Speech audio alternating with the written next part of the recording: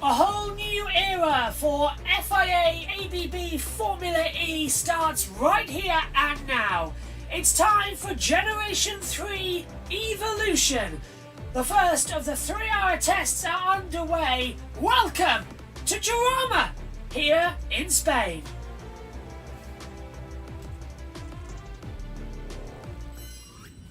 Hello everybody, welcome to our watch-along coverage of the ABB FIA Formula E test.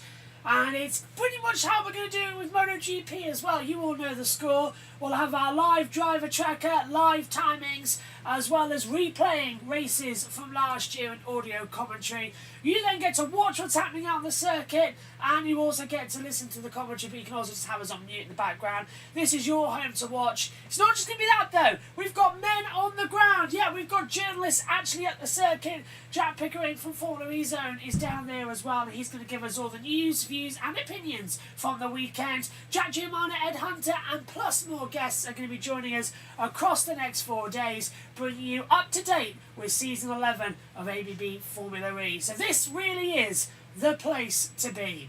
Now let's start off obviously with the big one. We were supposed to be testing at the Circuit Ricardo Tormo in Valencia. However, due to the horrific flooding as well, we've had to move it here to Jarama.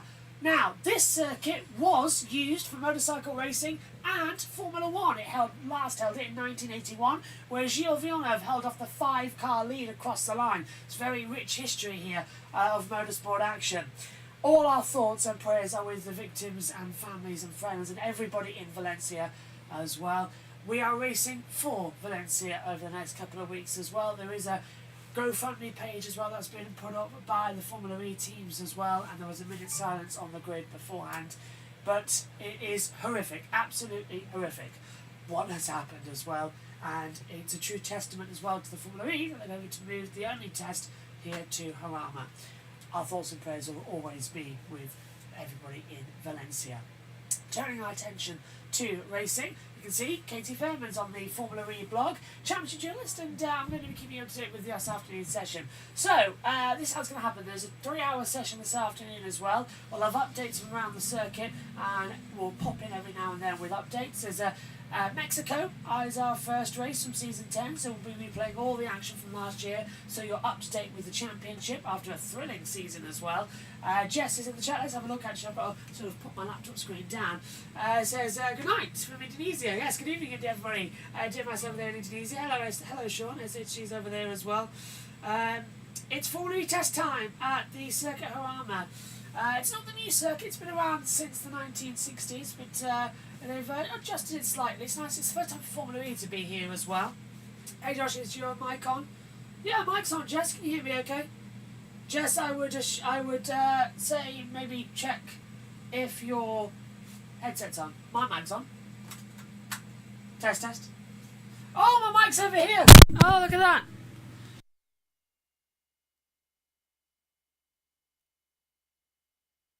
There we go. Can you hear me now? Yeah, mic was in the wrong area. Sorry for that. If you weren't hearing us correctly, the mics weren't on in the right area. Thank you, Jess. Yeah, so hopefully you could hear me because it was up quite high anyway. But anyway, yes, we're racing for Valencia as well. We've moved it from Valencia here due to the flooding. Thoughts and prayers. Well, looks like we're having a few mic troubles. Let me just switch over to a headset, shall I?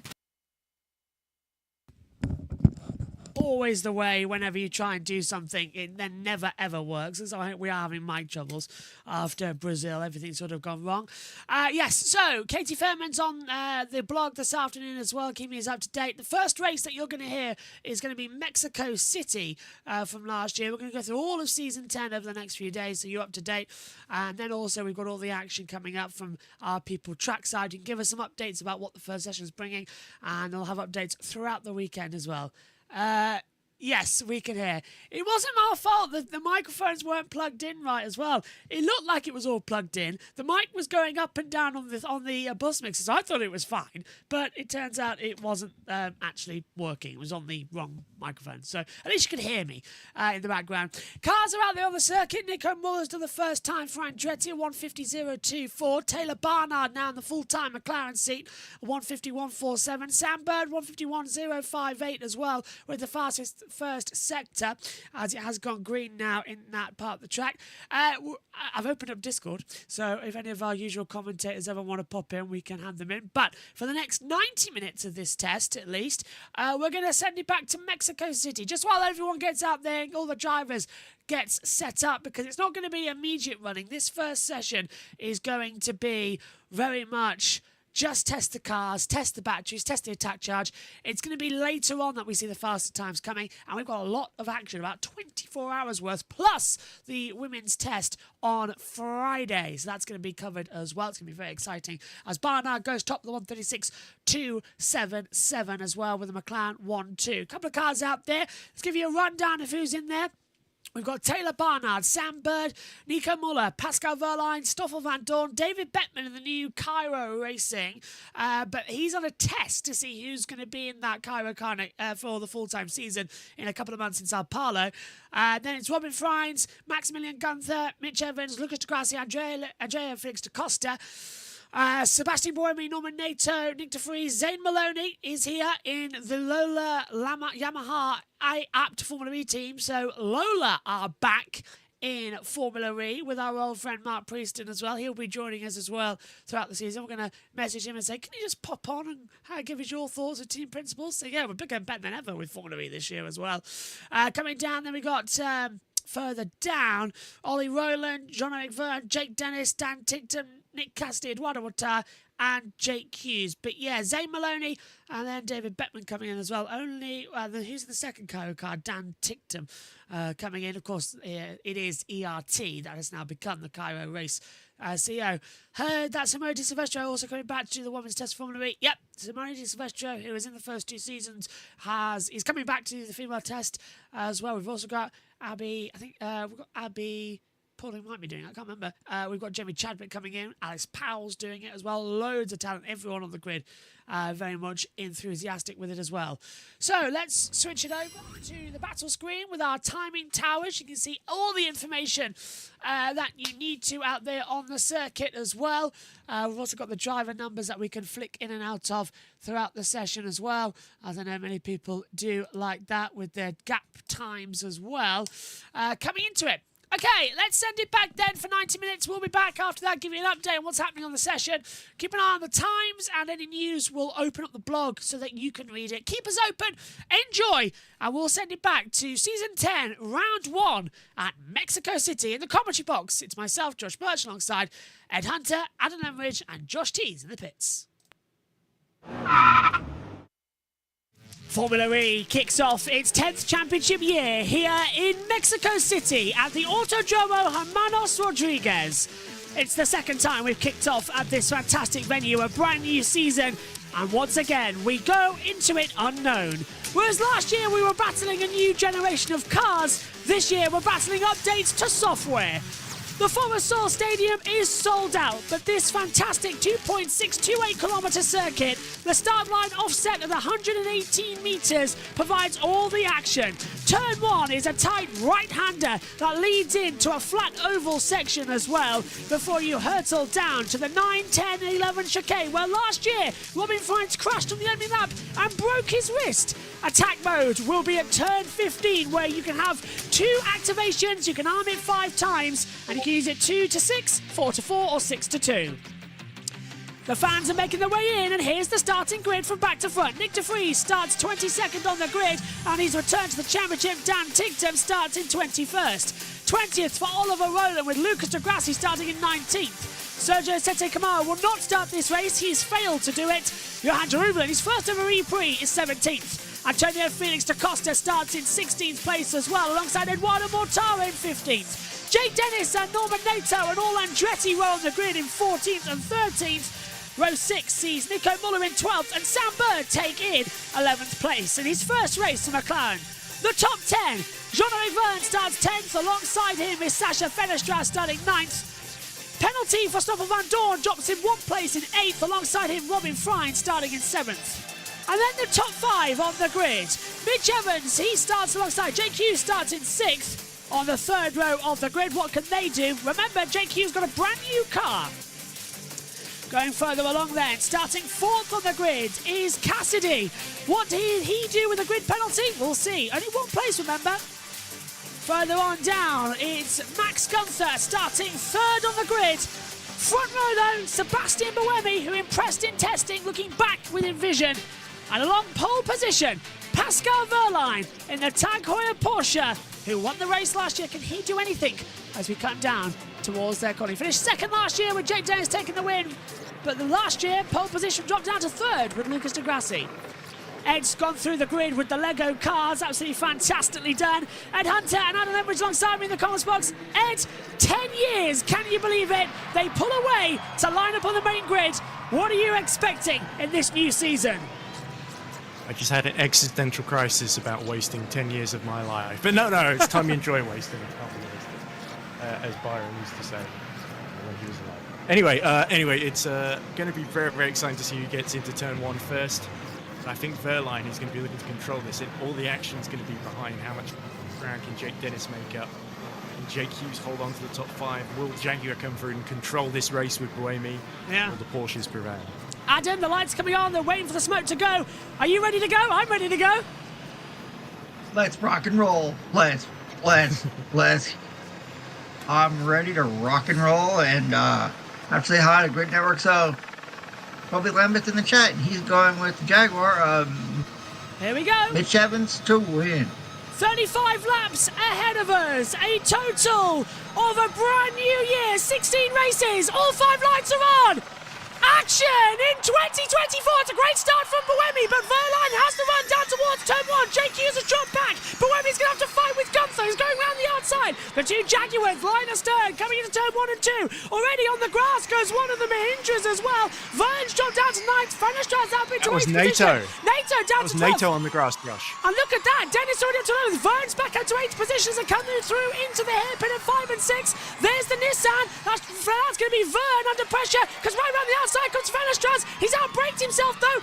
Bird's going to have the inside line. Dennis is backed up his teammate Nato with Eduardo Mortara coming back through. Wehrlein leads. Buemi, Gunther, Cassidy, Evans the top 5. Hughes as we come into the chicane for the first time. The McLaren being forced round the outside. Is that Bird? I think it is. As Bird's dropped behind Dennis, who's going to the top 10. Side by side, the Nissan with that's Mortara and Nato side by side. Muller down to 14th place. De Vries still in 21st. Up the inside, got a yellow flag at turn 11. Someone's offering his car 11. Is that Lucas de Grassi? It is. Lucas de Grassi has fallen to the back of the field. He's gone straight on in the far side. There he is. Yeah, he hit the barrier, didn't he? Fenestrats on the radio. De Grassi's got a broken wing light. 1 lap complete as we get going again. What a start, Ed. Wehrlein leads, and the noise from the crowd is electric. Nicely done, Josh. But yeah, it looked like De Grassi must have got a tap from the rear, and that's why the light's broken. But look at this. Here comes Robin Freins up the inside of, that must be Muller. So Freins had an awful start. Somebody else has got us Deruvler. I think it's gone straight on at turn 1, Josh. Yeah, Deruvler's gone straight on in the first corner, and he's gone down into 20th position as the timing screens have had a bit of a freeze. They'll come back to us shortly as we come back into the 5-6 chicane. And Adam, they're all just getting together. Here's Fenestrats. The gap up front. I would need you to confirm brake temperatures on the main street. 200. Fenestrats been told the brake temperature's at 200, but I tell you one thing, Adam, Wehrlein's got the best thing. He's leading, but he doesn't want to leave. He wants to let Buemi take it because you're going to use more energy at the front. The same tactic we saw back in Portland. Yeah, that's right, Josh. We remember what happened in Portland, and if I'm Pascal Wehrlein, you mentioned he doesn't want to be in the lead. Well, he has no choice right now, and I know he wants to save energy, but right now he can't. Because if he does, Sebastian Buemi will be on his tail and pass him for the lead. So, surprisingly clean first lap.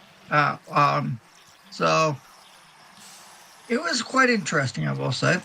They're all keeping it calm, Ed. I can just point out, by the way, that Portland is much closer to sea level, so the altitude's very different, as we hear from Bert. Nah, he wasn't saying anything on the radio, just maximise attack mode, so it wasn't anything important. Oh, into the barrier! And that goes Nico Muller. He's been spun round. Yellow flag at turn 4. He gets going. But this is disaster for Alps. First Degrassi, now Muller, and that's one of the Porsches in trouble with a broken suspension. And is that going to be Goes the front wing, Josh. Oh, it's the front wing that's dragging. Yeah, and the front And the wheel's wheel. gone too. Yeah, DaCosta's out of the race. They come to blows. You can see the tyre mark on his front right end plate, so I think they've been squeezing each. Well, David Coulthard speaking over the radio. Yeah, so this will be a safety car with that. I'm stuck out on the track. Hopefully our timing monitors come back shortly because they're still stuck on lap 2. And yeah, Now he's behind Buemi. Vern's taking it. Verline takes attack mode, but Buemi takes the lead of the race, as does Vern. Mortara, Friens, Roland, they're all taking 2 minutes. Friens has taken 6 minutes, so he's on the second option to come into it as well. Timing screens haven't come back yet. They're still thinking it's lap 2. Buemi leads. Verline, Gunther, Cassidy. Evans the top 5, but taken 5 minutes of attack. 6 minutes of the attack mode with Robin Friens. He's dropped to 14th. Everyone else taking 2 minutes. If that safety car gets deployed for that car stopped on the track, it could be drama. No sign of the safety car yet, as we see Verline right behind Buemi looking for an overtake already. There's the yellow flag down to turn 4. It's not working out the way we think it is. Buemi, though, leading this race. Off track. So it depends if that's an unsafe position or not. We know Muller has got going. Degrassi's going to the pits to retire.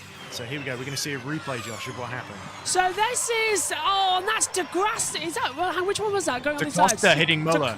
DaCosta hitting Muller, and that's DaCosta's front wheel going wrong. So there's where they came to blows. There's a yellow flag out down at turn 9 and 10 as well. Move from Antonio.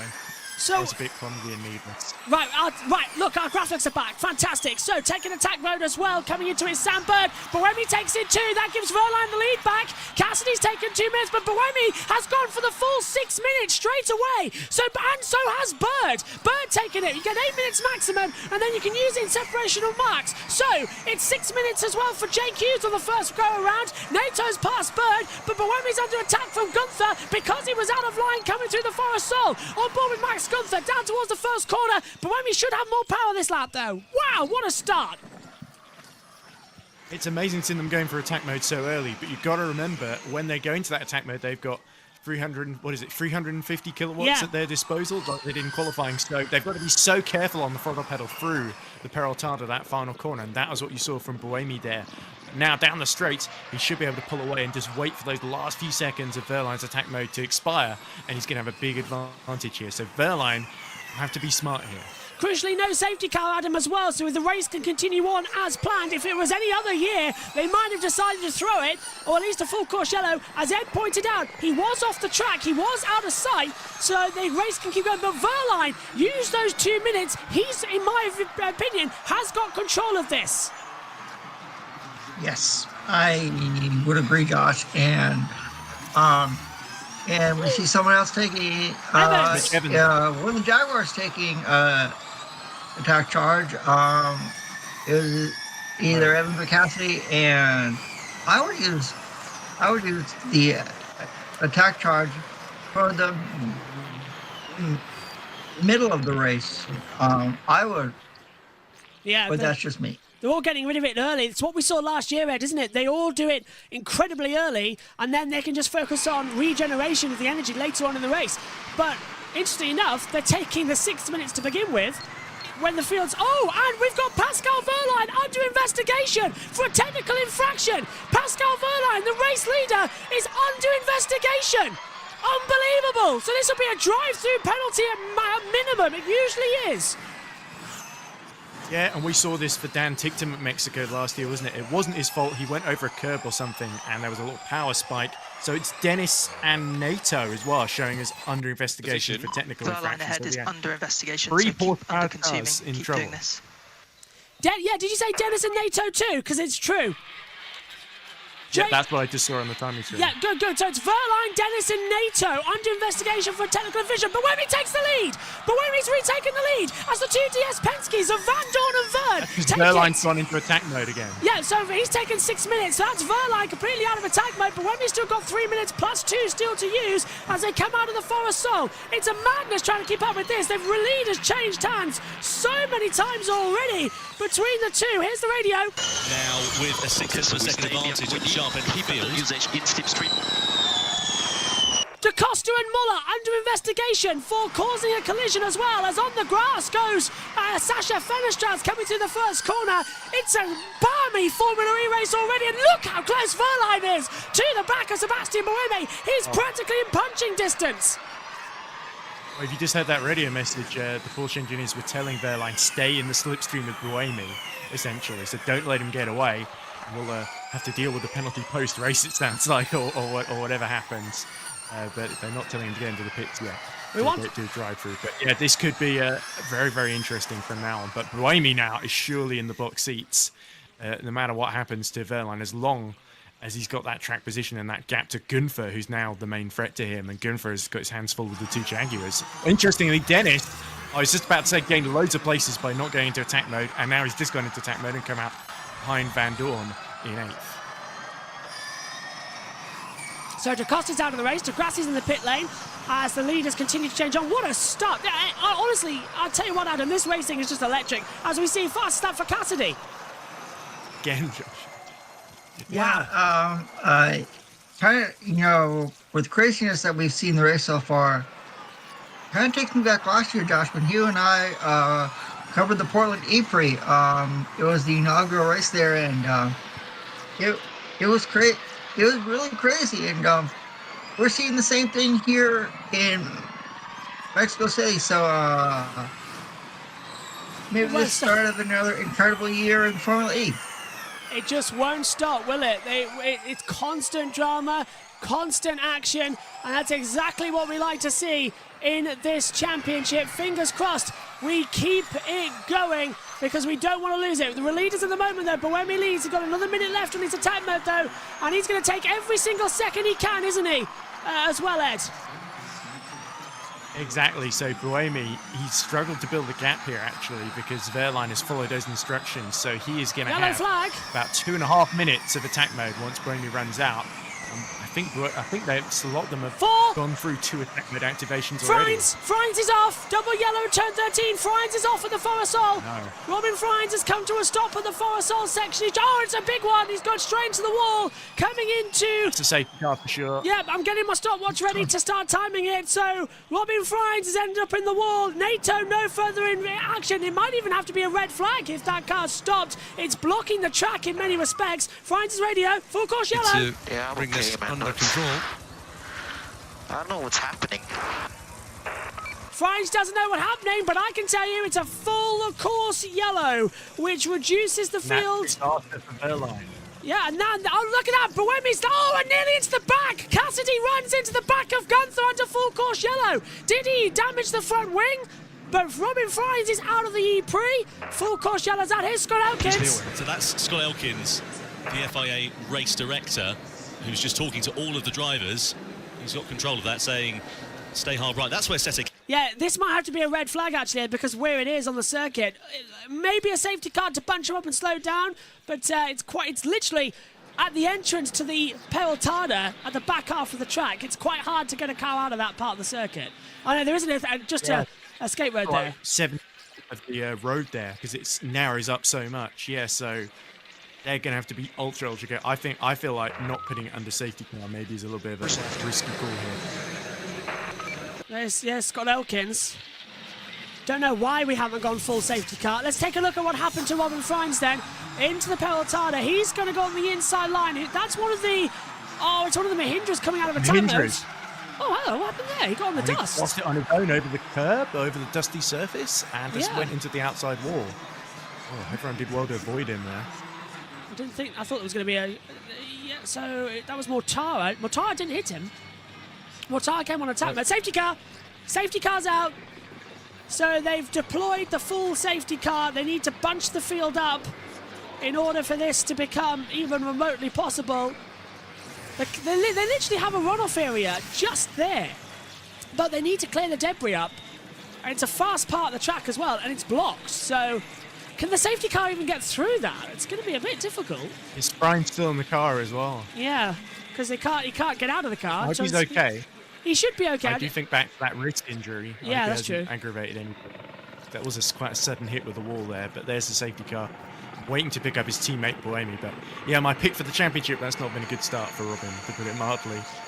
Bruno Correa, the safety car driver, will follow him around at a snail's pace. Now, if we spend anywhere between, if we go up to 3 minutes 10 under full caution, the safety car will have it. Here's the start though, Ed. If you're on Arden, whoever's watching, you want to take a look at it. Oh, really Yeah, bad I'm start. still looking for it. From Yeah, Fines. that was how Fines dropped from 6th down to outside the top 10 there. And yeah, it's so tight here. The two Andretti's going either side of that must be the act of Nico Müller there. They're just doing very, very well not to squeeze him, actually, because that is so easy to do when the track narrows up. Yeah, up front, Verline had a beautiful start, and then I think really got undone by the timing. In typical Pascal Verline bad luck fashion, got undone by the timing of that safety car. So now Boemi, if he can keep his energy managed, keep Verline at bay, because I don't think there's been any further on the investigation. So it sounds like NATO we know is definitely cleared. Did you see anyone else being cleared in the steward's note, Josh? Nothing, only NATO. NATO's the only ones that's appeared in the stewards being cleared. But Dennis and Verline could still be in trouble then. Yeah. So, just having a quick look at the YouTube chat. Kobe saying, of course, Mitch Evans. Brad said, what have they done to this track since the Mexican Grand Prix? It's different. It's a different variation for Mexico. It's using the oval track.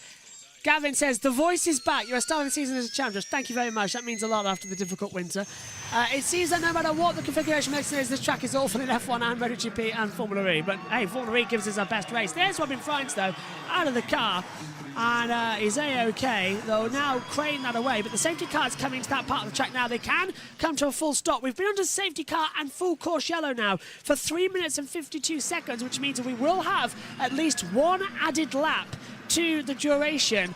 Safety car maximum lap time here is a 3:10 underneath, and we talked about this earlier, Adam. What do you think of Frines as you see it on board with him now?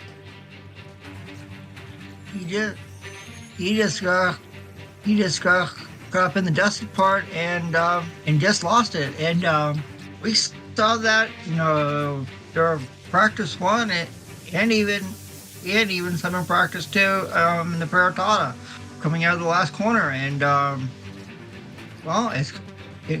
it caught out Robin Frines here in the race. So, will we see it again?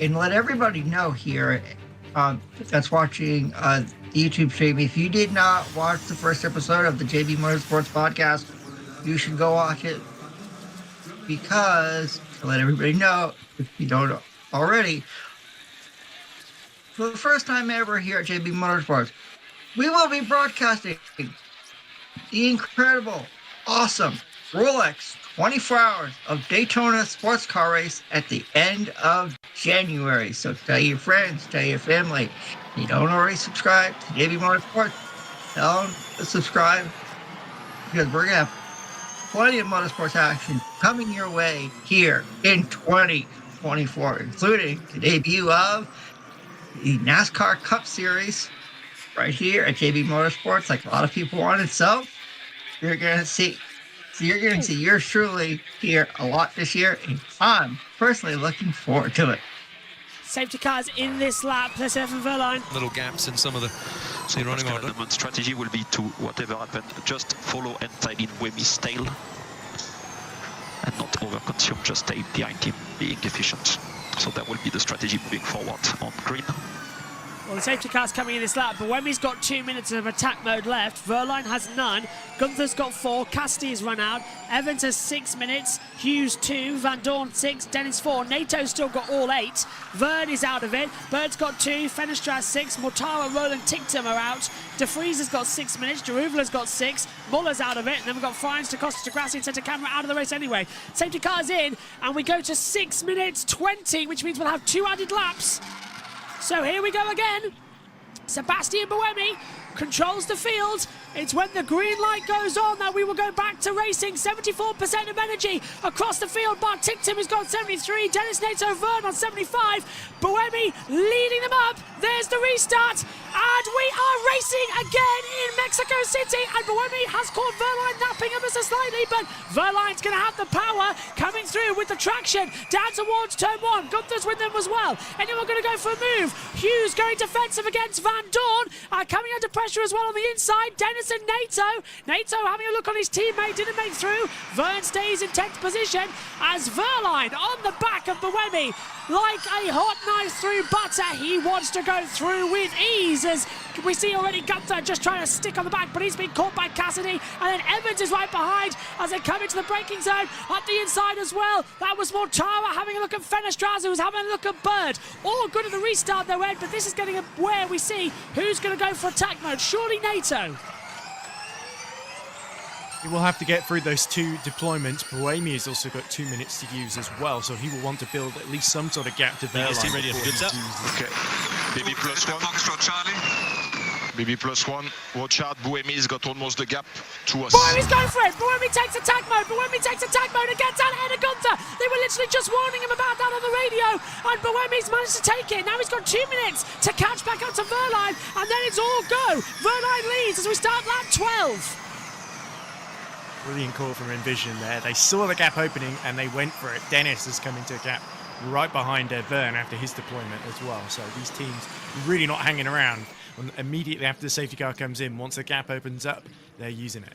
DaCosta and Muller causing a collision investigated after the race, Adam, as well. But Buemi's now, what do you think he'll do? Will he attack Verline or will he defend from Gunther? It's a long way to go. Lap 13 of 35 plus added laps. Oh, that's a good question, Josh. I would attack. Yeah. I'd go and attack. I mean, for and someone picks want me to win here, so Josh. I love it, I love it, I love it. Frezra is back and dancing around the commentary box if you can't see me. This is absolutely fantastic, having racing back in front of us. Well, he's got 50 seconds left. Now, Dennis did take attack mode as well. He took 4 minutes, so he's got another 4 to go, I think. Dennis, no, he's out of it, so that's his last one. So Dennis on his last attack mode now. Nato takes 4 minutes. Van Dorn has taken 6 minutes as well. So that's Nato's first. He's using half and half during the 2 hours of the race as they split back through in the timing order. Verline starts and completes lap 13. He starts lap 14. 22 laps to go in the race. I like that graphic on the side of the track there with virtual reality. Very nicely done. Into the first corner. Look at the 2 Jaguars though, Ed. Cassidy and Evans. Now, Evans has more attack energy than Cassidy left, so surely they should swap over now to stop anything from going wrong. I don't know about energy, but he's certainly got another attack mode deployment, whereas Cassidy has used both of his to sort of keep track position against his teammate. I don't know, there's a little bit of a sense that Jaguars are fighting each other and letting the top 3 sort of escape here. Gunther has also got another attack mode to use, so Cassidy could sneak onto the podium here. It depends in terms of efficiency whether Jaguar is still in with a shout of the win here. They need to make sure they don't trip up over each other because Hughes is there to take advantage. And then you've got your DS Penske's and your Andretti's who are looking very dangerous. It says the amount of energy they've saved at this point. Starting to lower down the field. Evans has taken 6 minutes. Hughes has taken 2. So there they go again. Do they get out ahead of the DS of Vern? They do. Vern separates the 2. One of them does. Wow, I thought, well, Vern's had a bit of a nightmare with attack modes in Mexico, both here at Ultra General Hermanos Rodriguez and at Puebla. So, nice to see he's not losing that track too much, but Gunther's right in the back of Buemi, and he got so much more traction out of the Peltada into the first corner. Buemi gets a little bit on the dust as well. He's not looking as focused as I thought he might. Verline might just take this race, unless Buemi's got something left. Buemi has not won since season 5. It's been a long road. Can he take it? Gunther wants to win. Verline just wants to better what he did last year in the first E-Prix in season 9. Loving this. Oh, here's Gunther. Lap, if he's able to just have enough advantage. Okay, Evans and Hughes to attack. We've got a 2-second gap. Spend energy past Buemi if we had. It's race critical.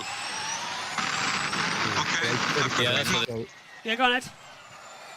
They said, okay, I'll give it a go, I think was the response there. But that is interesting because Gunther, if he comes in, he's going to come out behind Cassidy because Cassidy and Evans, for that matter, don't have to do another one. So he's going does he keep trying to fight? There we go, he's going for it. So he's giving up position to Cassidy, so he needs to pass Cassidy sharpish. We saw with Buemi, he went for that attack mode, could not make any inroads on Pascal Verline. Verline really just was incredibly consistent there, and there was nothing Boemi could do to snatch a lead back. So now it's back into Porsche's court, really. There's Robin Friends, delighted to see that, unlike last year when he was being taken off to hospital in the medical ambulance, he's in the back of the garage looking A-OK. Track noise has got a bit wobbly there. Is that a... No? OK. Don't know why that's happened then. I was worried TNT were going to a break. Verline from Boemi. Cassidy with 4 minutes on the attack, but 3:22 left on that board as well as they come back down into it. Oh, hello a minute. I've just realised that our driver... Hello? I just realised that everything we're watching right now on the TV pictures are completely in sync with what's happening on television. That's never happened in a Formula E race before. Usually we're at 20 seconds behind. We're actually in sync. Brilliant. OK, so... enough of me rambling. Evans has got 3 minutes 45 left on his 6 minutes that he took. Van Dorn's got 2:26. Nato's going to run out, and he's stuck behind his teammate Dennis. And there was us criticising TNT Sports when actually... Yeah, they've helped us out. They finally got us in sync for a change. So everything apart from the race is a disaster. Yeah, everything about... TNT Sports. And they don't even control the race part of the broadcast, which is hilarious enough because that's done by the World Feed. It's completely mad. Yeah, look at Gunther. He's starting to really try and push against Cassidy, but he's not really making enough inroads. Still 7 tenths behind. I'm on board with Boemi, looking ahead to Verline. The gap now is 0.898 between them as they come into the first corner. Was you can 3 see tenths quicker previous lap, Boemi. He was indeed, yeah. You can see the leader's gap on your screen. I just need to try and adjust that for you going into it. But this energy, this race is absolutely just going nuts. It's what we love to see. It's what we want to see in Formula E. We didn't want cars being able to follow each other for the sake of it. We wanted pure action, and we are getting it as they come into the Follow once again. And fingers crossed it'll be a smoother transition to this one. As you see, the leader for Verline, gap between them, that's Boemi. I'm trying to have a look and see which one it is actually on the board. Okay, what you're seeing on your screens is the interval, so that's the gap between the two drivers. That's what you're seeing on your timing screen as one of the fans rejoins from the bathroom a bit too late, getting back to his seat in the Forest Stadium sector. I would not like to be... I realised he left the stove on. Yeah, he's right. If he's right in the middle as well, imagine how many people he's going to have to trip over. It's not a big grandstand there. 18 to go. We're halfway there in the Mexico City Prix, but we've got 6 minutes 38, which is equivalent to an extra 2 laps. Nikki. So all eyes are obviously now on Sebastian Buemi. Also, just a bit of an update, we had confirmation from the ABB team that Lucas de Grassi suffered some brake issues, so that's why he retired as a precautionary measure. Nikki Shields finally doing her job as pit reporter, been allowed to, because usually we don't hear from her during the race, but there's a new role this year for her. She actually gets to be the pit reporter, which I think is absolutely fantastic. So we actually get to hear more in-race updates. Let's check in with our pit reporter, though. Josh T, what are you making of the race so far at half distance? Yeah, well, we got a safety car, not when we predicted it to be, and I am surprised that wasn't an instant safety car as soon as it happened, or even a red flag, because that was very dangerous. And even though there was a cut-off there, they had to drag the car across the tiniest gap that the cars would be able to get to, then clear the debris. Yeah, it was a bit of a mess, and probably one of the worst places to crash, because even if you crash at the chicane, you've still got that little cut through where you can cut the whole chicane out. Yeah, they'll have to improve on that in the future. Thanks, Josh. Coming into it, Ed, we're past our distance. Evans has now run out of attack mode. He's got 25 seconds left. But really, Verline's in complete control. This is the part of the race where everything quietens down, when everyone's energy saving, and then it all gets mad right at the end. That's usually the way it goes. You might have one or two teams gambling and hoping that there's a safety car and using a bit more energy in this phase. Yeah, the attack modes, they've not been able to make too many passes with them, have they? It feels a little bit like they've all been trying to just get them out of the way as soon as possible. And this sort of the opposite to what we saw at Mexico last year, when people were a bit less sure. We saw them all just using them in the middle of the race to try and regain positions effectively. But so once they've all run out of attack mode, we're going to get down to the energy saving part near the end, and it'll be interesting to see if I think the ones to watch out for who might struggle are the Maserati, particularly maybe someone like Jake Hughes and the Nissan Power McLaren as well. NATO has just taken his last attack mode. So NATO now has taken all of them for this E-Prix, and that, I believe, has run everybody out. Buemi has taken the fastest lap of the race, a 1:15.036, and he's closing that gap. Well, that's actually now a second between him and Verline as well. Verline's extended it since that by a 10th. Oh, so it's getting worse all the time, isn't it, at the moment? On board with Sasha Fenestraz. Adam, you were going on about Sasha Fenestraz a lot in practice, weren't you? Yeah. I thought, Sasha Fenestraz would, at least have a top 10 starting spot, for the race today, and it didn't work out for him. But it seems to be up there, trying to contend, for a top 10 finish in the race. So, really impressive, from Sasha, to start the 2024 Formula E season. Frines and Mortara are under investigation for causing a collision. So that incident that brought out the safety car is being investigated by race control. Blader Dragon Sonic says, come on, Buemi. Even I'm saying, come on, Buemi. He's my pick-a-winner in the Grid Network's Pick-a-Winner Championship. He's my pick-a-winner, so I want to get on the board. And I don't want, as much as I like the guy, I don't want Verline's my championship pick-a-winner. Don't want him to win this one, as we see already. This is Evans under pressure from Vern into that first corner, being chased by Jake Hughes. So this is the battle over fifth position. Closing together. Here's Gunther's radio. All of us in TV land put it out there. Doing a great job for info deployment. Turn one, both Cassidy and Evans behind are deploying more than us. You're doing a great job. Apex speed looks good. It's an electric championship. The engine's supposed to be, the battery's silent. You can't hear much, and yet, even then, we still can't hear the team radio crystal clear.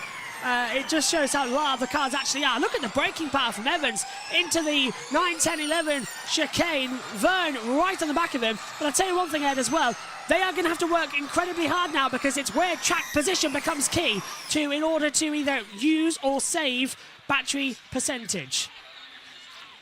This is interesting from Jaguar. I wonder if Evans is saving energy for an assault on Gunther later on, and that makes him potentially a little bit vulnerable to Vern at this point in the race. So the Diaz actually doing a great job in the back of that Penske car.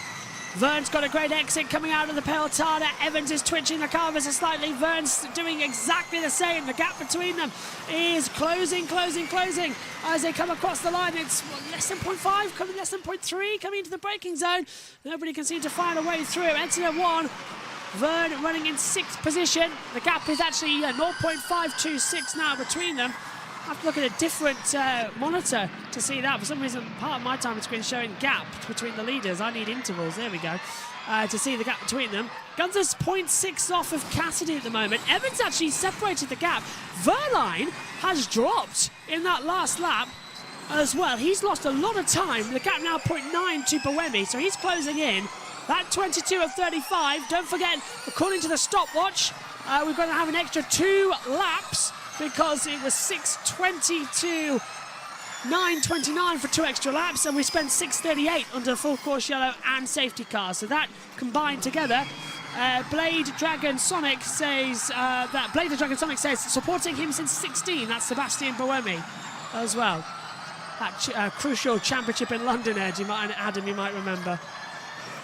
That was also 16, as we see De Vries going to attack mode now. NATO runs out simultaneously. 16 was also the year Buemi lost Le Mans with Toyota right at the death as well. And we did an interview with him where Buemi said that he actually nearly thought about packing it in from racing. It was winning Formula E Championship in London. It sort of made him decide to stay and sort of reinvigorated his morale a little bit. Yeah, as you say, several years since New York Season 5, which was his last win, and also the last win for Nissan Edams before the passing of their founder, Jean-Paul Driot, of course, the Frenchman who led that team as damned for so many years, and of course it's now changed hands and just become the factory Nissan team outright. They've bought the whole Edams operation.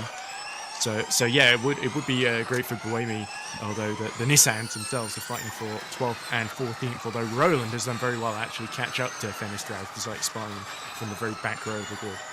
Buemi moved over to Envision last season, didn't have a great year when he wanted to. That's it, and now this year testing was already better. Here's Verline. Okay, Pascal, pace is looking good, energy under control, car behind deploying more adamant to stay in our slipstream, so that looks good.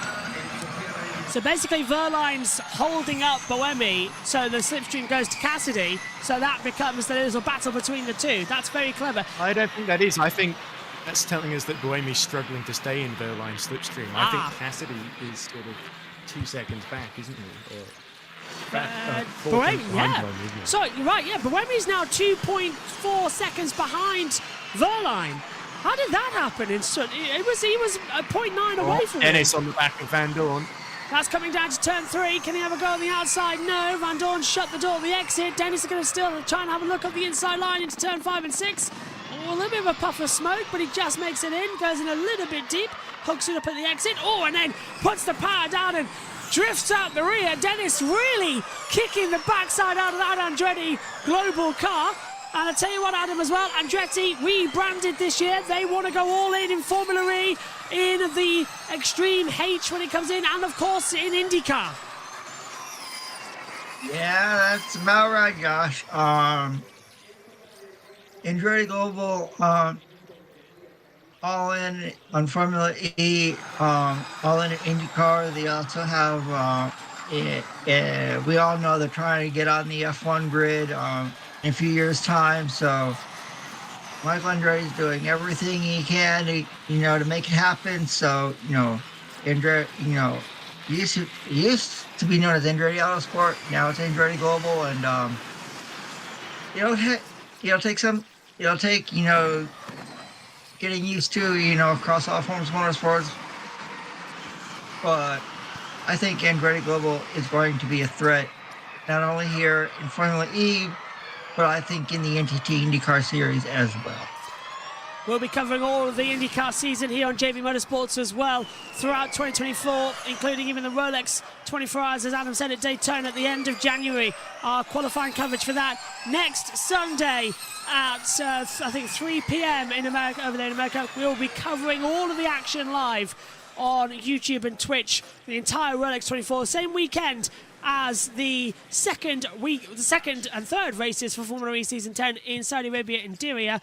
But I know Ed's not joining us for Saudi Arabia, but you're more than welcome to join us for Daytona in this one as well as we come into it. And Blade has now said, so now I'm subscribed. Thank you for subscribing, Blade. This is Buemi really starting to become under attack from Cassidy now that Günther has sort of been held at bay now for a while. So Nick Cassidy really looking to sneak second place in this race, which would be crucial points for Jaguar in not just the drivers but the team's championship as well. They're the only one who's got both cars still running of the top 3 teams at the moment. Buemi is regenerating energy like crazy coming into that first and second sector as well. Looks like, oh, and Cassidy locks up, just gets a little bit reacted to Buemi having a moment at the 5-6 hairpin, just locked up a little bit, and Cassidy just went in a bit too deep. He's managed to pick it up, only lost him 0.2 of a second though, so there is thankful for small mercies there. The McLaren of Hughes under attack from Van Dorn and Dennis. They're getting quite close in the background now. We know the Nissan powertrain wasn't quite as efficient as Porsche or the Jaguar one last year, and we know the DS seemed on the evidence of this race they seem to have caught up, because Günther has been no slouch whatsoever, even though I think Cassidy Jaguar powertrain seems to have a little bit of an edge. But yeah, I think the really thing that's hurt Porsche in this race is that having 3 of their cars qualify out of position, because I think Dennis and Nato could have made been much more of a factor at the front if they'd not qualified near the back. And we saw the Costa make a clumsy error with Muller, which seems to have although Muller is actually still ahead of Dan Tickton by some way, so Muller doesn't seem to have been too badly affected. But everyone at the back is not really fighting for points. No further action for Frines and Mortara for causing that collision. Don't know how long that's been on the screen, but I've just looked down and seen that it had changed, so no further action. As we now see Jean-Eric Verne trying to get past Mitch Evans, and it's not working out that much. Gunther's pulled out the gap now 1.8 seconds to these two in the battle on board with Jean-Eric Verne. I think Ed can correct me if I'm wrong, but Jean-Eric Verne's still our only repeat champion in Formula E. That's correct, yes. Yeah. Season 4 and Season 5 with Techeetah, of course.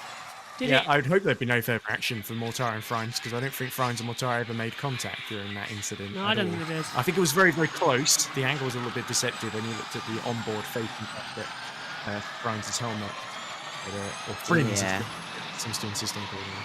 Josh, look at this Jeb all over the back of Evans. Evans looks a little bit in trouble to me here. he's trying to regen energy so much, and he's lost so much speed coming out with 8 laps to go. Is Vern going to fancy a move into the first corner? No, it's a dangerous move to try and pass there. Josh T's got news. Yeah, there was no contact at all. I don't even know why it was under investigation in the first place, because from onboard, yes, it looked close, but from so many off-board shots, there was a mile between them. Adam, Vern has been held up behind Mitch Evans for so long. This is not going to do Vern's ego and temper any good. He gets very easily frustrated. Might be saving energy. That's true. Yeah, that's true, Ed. I thought Jean-Eric Verne would have found a way around Mitch Evans right now. If I'm Jean-Eric Verne, I'm really mad that I haven't gotten around Mitch Evans somewhere. Sorry, our pictures went black for a second, but they're back with us now up here in the comms box. It's funny, actually, I was just looking at the OBS, making sure that it was okay, and then I looked down at the monitor where Ed and Adam are, and they just disappeared.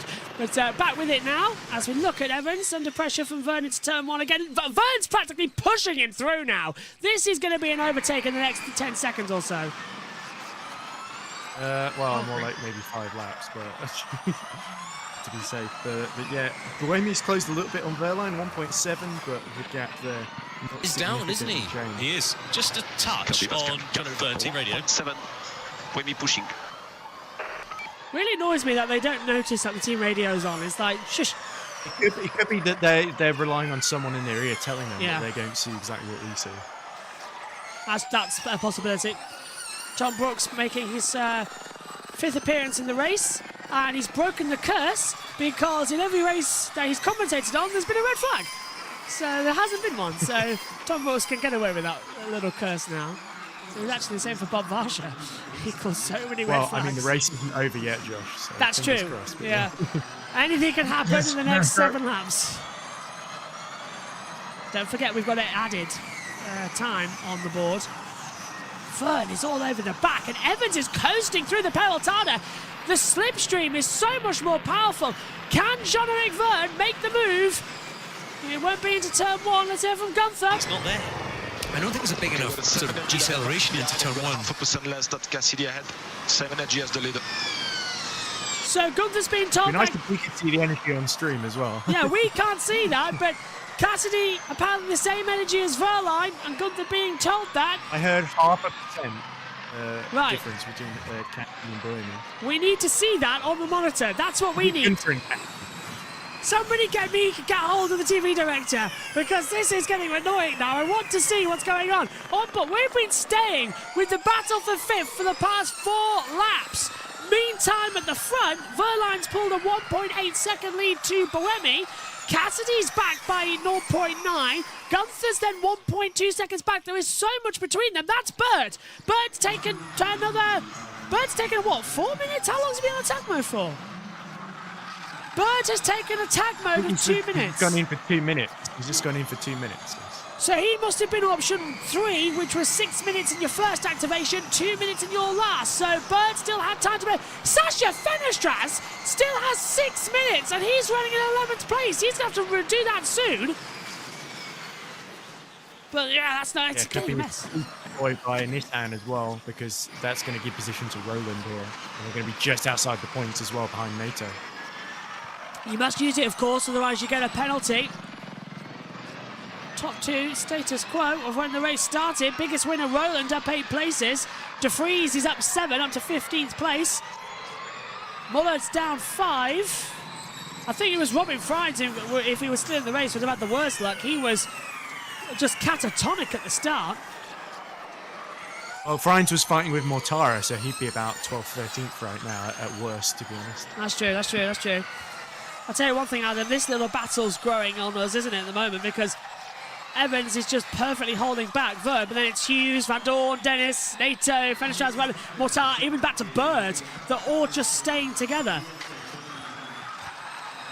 Yeah, Mitch Evans is like, he's holding up a lot of people, and, you know, and like I said, Jean-Eric Bird probably really mad at him right now, and if Jean-Eric Bird can find a way around Sam Bird, and then the conga line will happen. Down to the breakers over turn 1. Does MotoGP race here? No, MotoGP don't race here. They were looking at it, but they need the runoff areas to be a bit more secure, but they are looking at this track as a possibility. Here's Verline, race leader. It's really close. Team radio. Nothing there. Laps remaining, situation under control. Wemi and Cassidy fighting a lot together.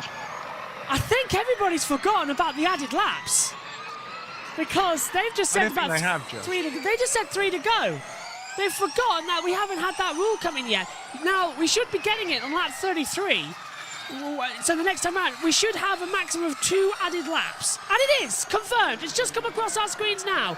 2 added laps to these 35-lap race. Confirmation that there is now going to be 2 extra laps. So that's just come across on the blog up here in the commentary box from Formula E. Hasn't come up on our timing screens just yet, as officially done. And yeah, there it is. It's just changed on our timing screens to 37 laps. So it will be a 37-lap race as we come across the line. And there's the added laps graphic. Total time under full course yellow, 6 minutes and 38 seconds. Go, 2 extra laps, according to this board up here. That's good news for Fenestras then, because he's got enough time to get through to attack mode before the race ends, so we'll see at least some benefit from it. Though it seems not to have worked as intended really in this race, and the slipstream as well. People seem to be content to stay behind one another and save energy. As you see, Verline has got 1% less than Buemi and Cassidy behind him, despite the fact that those two are squabbling away with each other. Yeah, 13% of energy then with 4 laps left. That's just about doable. Dan Ticktum has 17% of energy left as well. Kenny says, hope Ticktum has everyone... lost about 12 seconds to Muller. Yes, he oh yeah, he's down 33 seconds. Yeah, so something's happened there. Oh, hello. Oh, look at this. Evans was getting completely out of shape coming out of turns 11, and then he's almost looking like he's coming to a full stop. Vern's all over the back of him into the Forest Sol, and surely Eddie's going to try and make a move. Yeah, nearly 5 seconds to Gunther in front of him. So Evans, either he is nursing some sort of issue, or he is deliberately backing off to try and protect the front, to protect Cassidy, particularly in case Cassidy is going to risk his energy to try and gain track position on Buemi here. Yeah, interesting. Kenny said as well that they didn't tell them about the added laps until very late. That's because they wanted to try and catch them out on the energy so that they don't save during the race. The Fat Stick said this race really hasn't been great. God, you guys have been here commentating, making it for me. Thank you for that.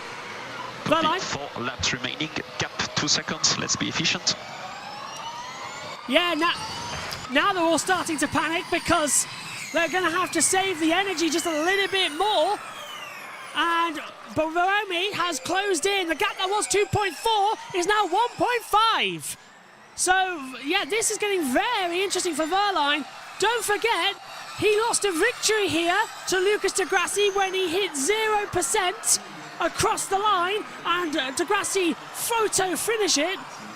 Is that history repeating itself? It will be his 3rd win in Mexico out of his 4 career wins if Verline can get this one going. It's very close at the moment, Adam, but Buemi is catching him, 1.5. He can catch him. The question is, where do you get around him? Because you know it's not going to be easy to get around. Oh, I'm going to have to interrupt you because Dennis and Verline is going to be investigated after the race for this technical infringement. They have not forgotten it.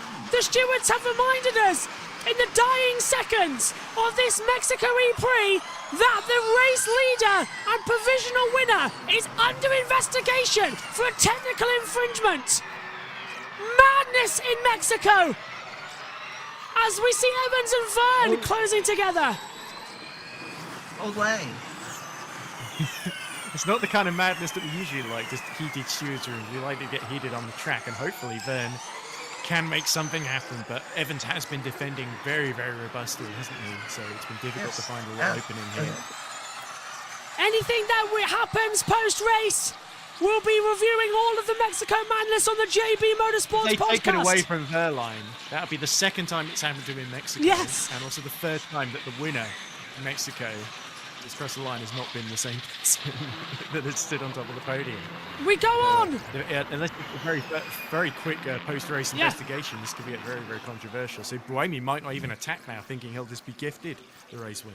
1.5 the gap. We're on to the added laps. It's now lap 36 of 37. Dennis 2 under investigation. He's in 9th position. Gap between them is 1.5. 4% of energy, now 5%. That's enough. Here's Verline's radio. Of energy remaining of the top 10.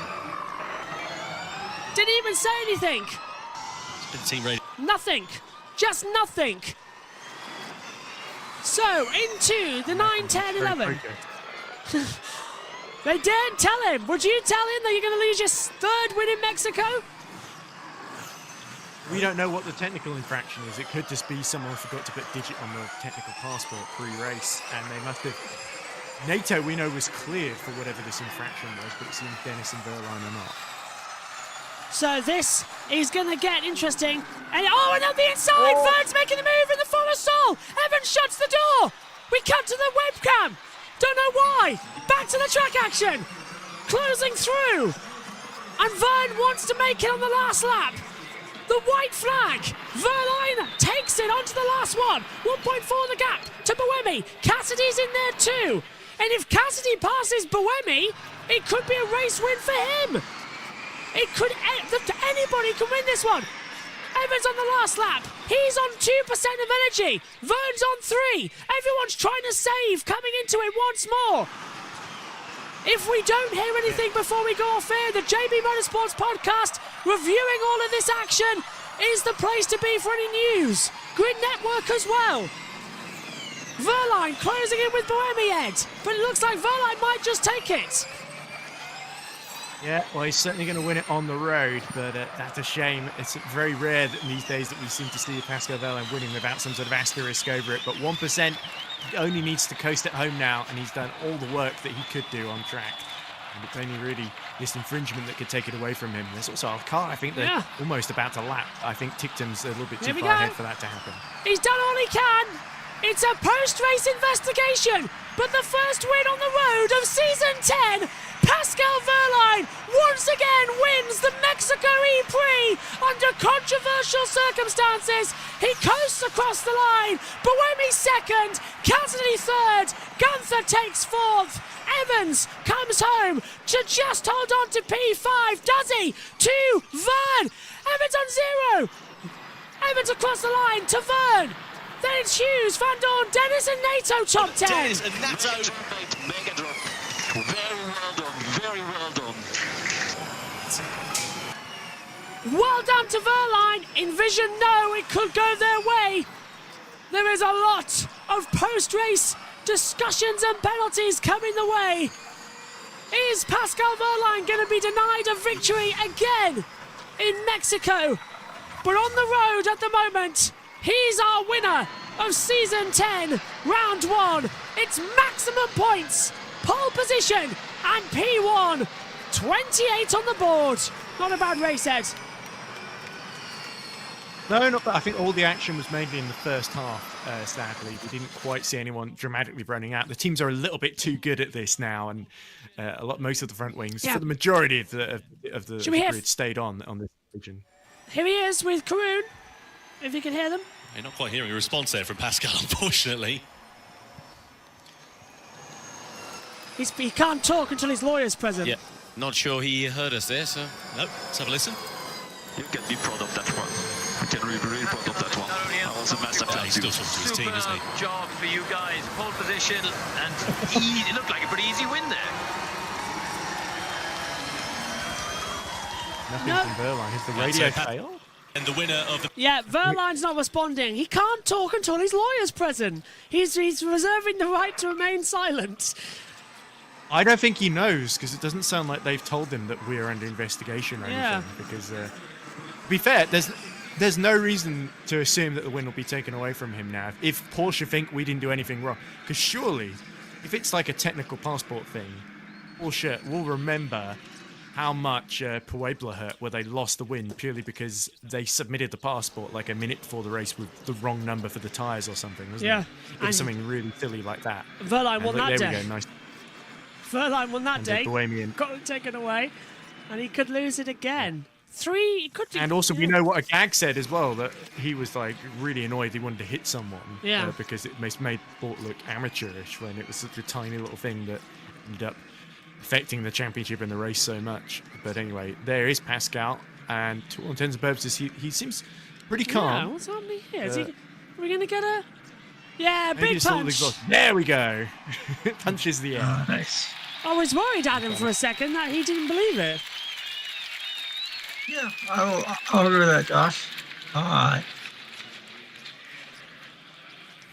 That was pretty tense for a while, wasn't it? Because I think we all thought Buemi after that safety car had the edge on him, but the attack mode just didn't go Buemi's way in the end. I'm surprised. Very surprised. What was Verline doing there with the camera? It looked like he knelt down in front of it, almost like a bow. Yeah, there we go. That's a repeat. Oh, hands up. It's hand. Is that like because he had a young child on the off-season? So it could be that's a little thing that his child has done for his helmet. So that's a nice little touch from Pascal. He has seemed a lot more relaxed this season, I think it's fair to say. And look at all the fan pictures of him, like the massive cardboard cutout as well. Don't know why we're seeing these. I'm slightly worried that TNT are going to go off. TNT are leaving TNT Sports 1. That's what's happening. They're staying with TNT Sports 4. I see. Simulcasting. Yeah, they're simulcasting across there as well. What an opener here. Another thing copied from Sky's F1 coverage. Yeah, simulcasting it on 1 and 2. Not bad at all. Great race, actually. Josh T, what's your takes on it down there in the pits? Yeah, it was a chaotic first half. As Ed said, it died off a little bit to the end. Surprised we didn't have a red flag. And there's Degrassi's tail light hanging off. But yeah, Verline has got the win for now. We will see what Stewards say. Just a quick thing that there could be maximum 7 laps added to a E-Prix. That's the rule in the book that I looked at during the off-season and made notes for. Fastest lap also gets a bonus point. That goes to Cassidy. He gets the bonus point for fastest lap, 1:14.746. So he picks up instead of 16, he gets instead of 15, he gets 16 World Championship points on the board. Pascal Verline then, our first winner in the 10th season of the ABB FIA Formula E World Championship. We keep our fingers crossed, however, that there won't be any post-race investigation that could get rid of him. If there is, JB Motorsports Podcast is the place to be, where we'll sit down and review all the action from this weekend. Formula E Zone as well will have their call-in show on Monday, so you can go over to their YouTube channel, where me and Ed will be along with Pickering and James as well, going in there, and the Grid Network show as well. James. I can't remember, I forgot.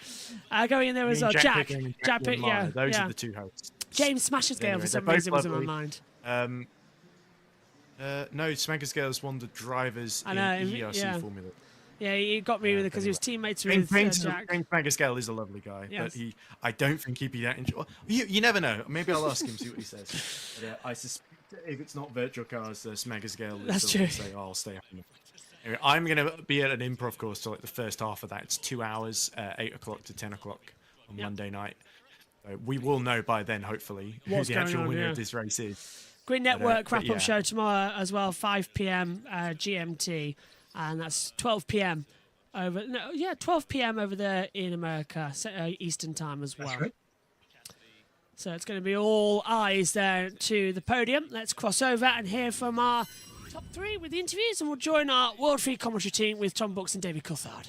Envision, which Sebastian Buemi is driving for now, and Cassidy drove last year. So although it's the same car, you can't underestimate working with new and different people, and just the way they go about their procedures and the systems and work through a weekend will be slightly different. Yeah, absolutely. Really good job from Nick Cassidy. He also gets a bonus point for the fastest lap. Let's head down to finally catch up with our race winner. Nicky is with Pascal Wehrlein. Well, Pascal Wehrlein, wow, that was a beautifully controlled race. Lights to flag victory. Congratulations. Yeah, thank you very much. It was a tough race because we were leading most of the race, and actually that's not so efficient on energy, but yeah, for me, when I took over the lead, every lap was more or less like a qualifying lap, really trying to maximize all my minimum speeds. And yeah, I saw that Sepp did a small mistake once behind me, which opened a small gap for me, and from then I think it was pretty controlled. So thanks a lot to my team, thanks a lot to all the fans here. It's always great to be here in Mexico, and yeah, already looking forward to come back next year. Well, the fans are clearly absolutely loving this moment. Seeing you, Pascal Wehrlein, their winner here today. What a way to kick off season 10. Yeah, it's definitely great to start the season like this, because last season, especially the second half of the season, was a bit frustrating. So yeah, we stick together, we try to improve all of our weaknesses, and I think again, to kick off the season like this is great, but now we need to continue and we need to keep pushing so that we don't suffer the same issue like last season. Absolutely, hope that momentum continues into Saudi. Pascal Wehrlein, ladies and gentlemen. Well, great to hear there from Pascal Wehrlein, the winner of the opening E-Prix of the 2024 ABB FIA Formula E World Championship for Season 10. Great job for him and for Team Porsche. Looking forward to seeing what the podium celebrations are going to be like. And we'll be hopefully seeing the drivers in the car on the way to the podium. Of course, as we know, there is an incident under investigation for Wehrlein and for Dennis as well at the end of this race. So this is Wehrlein's start. Absolute textbook launch away from the lights. Despite Buemi taking the lead after Wehrlein went into attack mode, he was able to get it back, and then from that point just really controlled the race, controlled his pace, and built out a 1 to 1.5 second gap over the rest of the field, and was never to be seen again. Superb job from Pascal Wehrlein. A great podium also for Sebastian Buemi for Team Envision. Let's catch up with him and find out his thoughts after the race. Sebastian Buemi for Envision, congratulations. Back on the podium again, your 4th time here in Mexico. Yeah, actually it was a smooth race, and I think clearly the qualifying was obviously the key point. It's quite difficult to pass here. But I think we've had a clean race. Obviously, I had a bit of a moment into turn 1 and nearly lost position to Nick, but then I was just able to recover. Pascal was fast. I knew apparently it was under investigation. I didn't want to try too much. So, happy with that P2, and if it becomes something better, then we'll be happy as well. So you decided to just enjoy P2 rather than go for the win?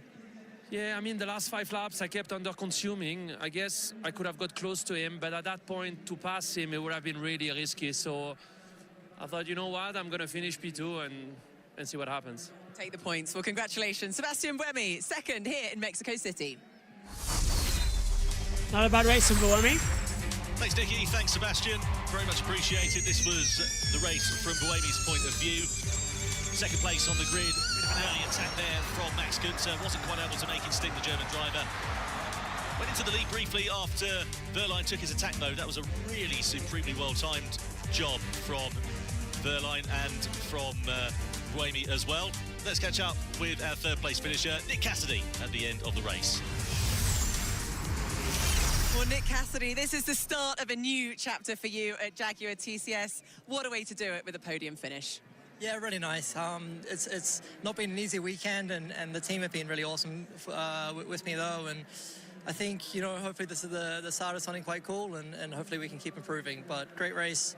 I think we got fast lap 2, so that's a nice little cherry on top. Was the expectation today to be on the podium?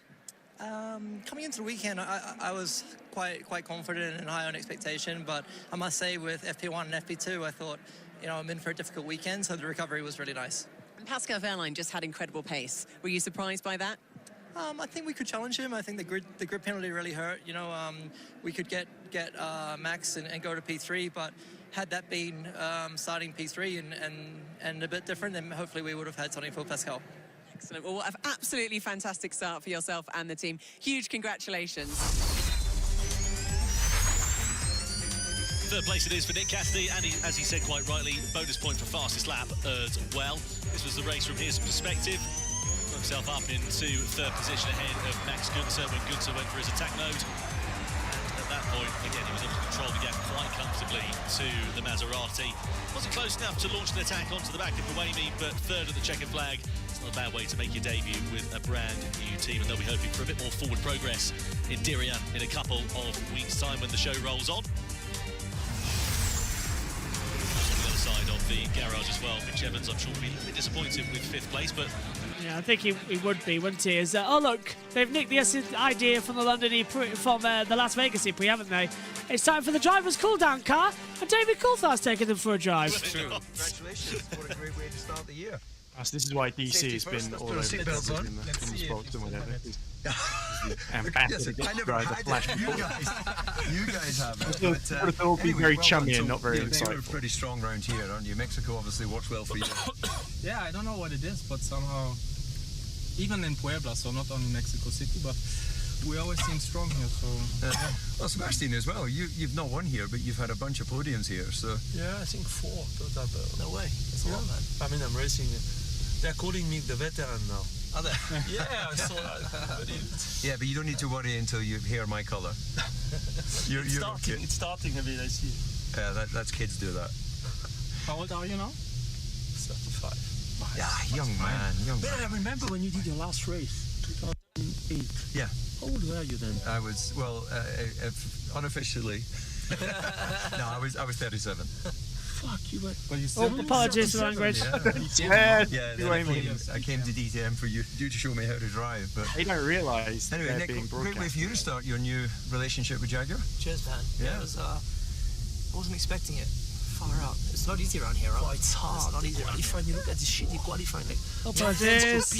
One test to P6. It's so impressive how close it was in qualifying. Well, look, if not it makes see you the feel any camera in the better, back of you know, this the temperature of the commentary box was. Well, so you were driving, you know. Oh, we're losing the signal from them. It's probably for the best. It's just like cutting it. It's killing itself, so we don't have to hear Buemi swearing about his horrible qualifying. What was probably for the best there, Adam, wasn't it? It's quite embarrassing. Yeah. Hey, I mean, I will say. No British driver on the podium, so. I mean, Josh, I will say this. I picked Nick Cassidy to win the World Championship, and yeah. It's gotten off to a good start so far. Long way to go, though. I picked Buemi to win the race. I lost my picker winner, but he finished second. But I picked Verline to win the title, so it's a moral victory. He's won the opening race. I'm feeling, I think, 75% positive with the way I've predicted this season to go. As you two do disappear. Oh, there you go. You're back now. Here's your race classification then in full. This is very much provisional as things stand. Pascal Wehrlein wins here in Mexico from Sebastian Buemi and Nick Cassidy rounding out the podium. Max Günther is fourth with Mitch Evans in fifth. Sixth place for Jean-Eric Vergne with Jake Hughes in seventh. Eighth for Stoffel Van Dorn. Jay Dennis is ninth. And Norman Nato rounds out the top 10. But Verline and Dennis are under investigation post-race for a technical infringement. Oliver Rowland just outside the points in 11th. Sasha Fenestraz is 12th. Eduardo Mortara 13th. Sam Bird 14th. Nick De Vries fights back to 15th. Johan Jaruvela 16th after going off at turn 1. Nico Muller 17th. Dan Ticktum finishes 18th after a problem. Out of the race, Robin Freins, Antonio Felix da Costa, and the two Brazilians of Lucas de Grassi and Sergio Sete Camara. And in the Drivers' Championship now, Pascal Wehrlein leads on 28 points. Sebastian Buemi is on 18. Nick Cassidy takes 16 with the fastest lap. Max Günther's on 12. Mitch Evans 10. Jean-Eric Vergne on 8. Jake Hughes on 6. Stoffel Van Dorn on 4. Jay Dennis on 2. Norman Nato has 1. And in the Teams Championship, leaving Mexico City as well, it all changes there.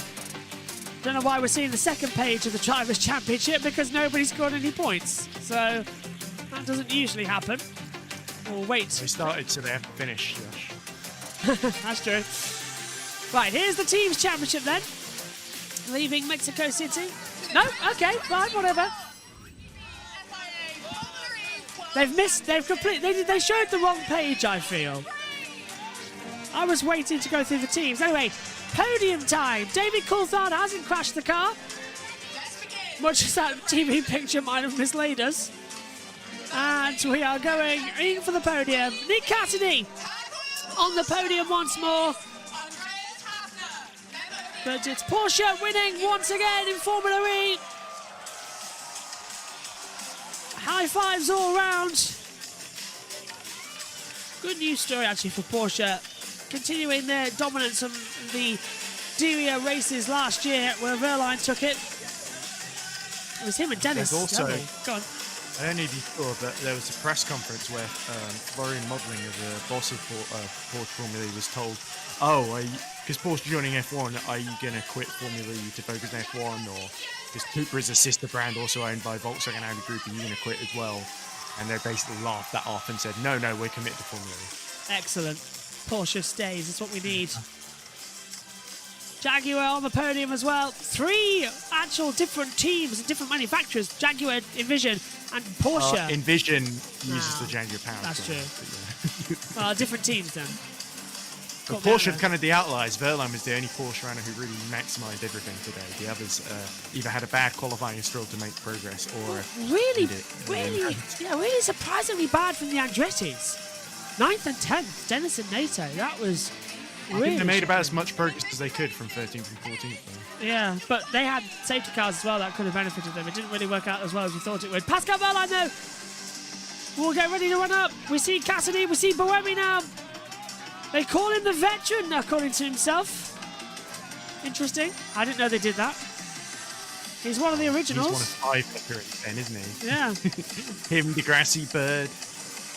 DeCosta's been there pretty much almost since day one. Vern, you can even throw in. Yeah, race 3. Vern was like middle of the 30s. Yeah. The others have been there. Franz has been there since season 2. Yeah, Franz was there and he missed out. Ones, yeah, Franz missed out in season 7, didn't he? And came back in season 8. There's our race winner though, Pascal Wehrlein. My pick for a champion this season. Starts off in style with pole position and a race win. See, I can get some things right. I predicted Buemi to win the race and Wehrlein to win the title. They lined up 1-2 on the grid. They finished 1-2 in the race, but not in the order I thought. But that proves we know what we're talking about here on JBMotorsports. And all the race reaction as well. Anything that develops post-race with the penalties that are looming possibly for Wehrlein and Dennis. If they're not happening on air, we'll talk about them in the Grid Network show tomorrow. And the Formula E Zone show Monday. And of course, our own wrap-up series, the JB Motorsports podcast, the 3rd episode. And in Pascal Wehrlein and Porsche's honour, we will hear the German national anthem.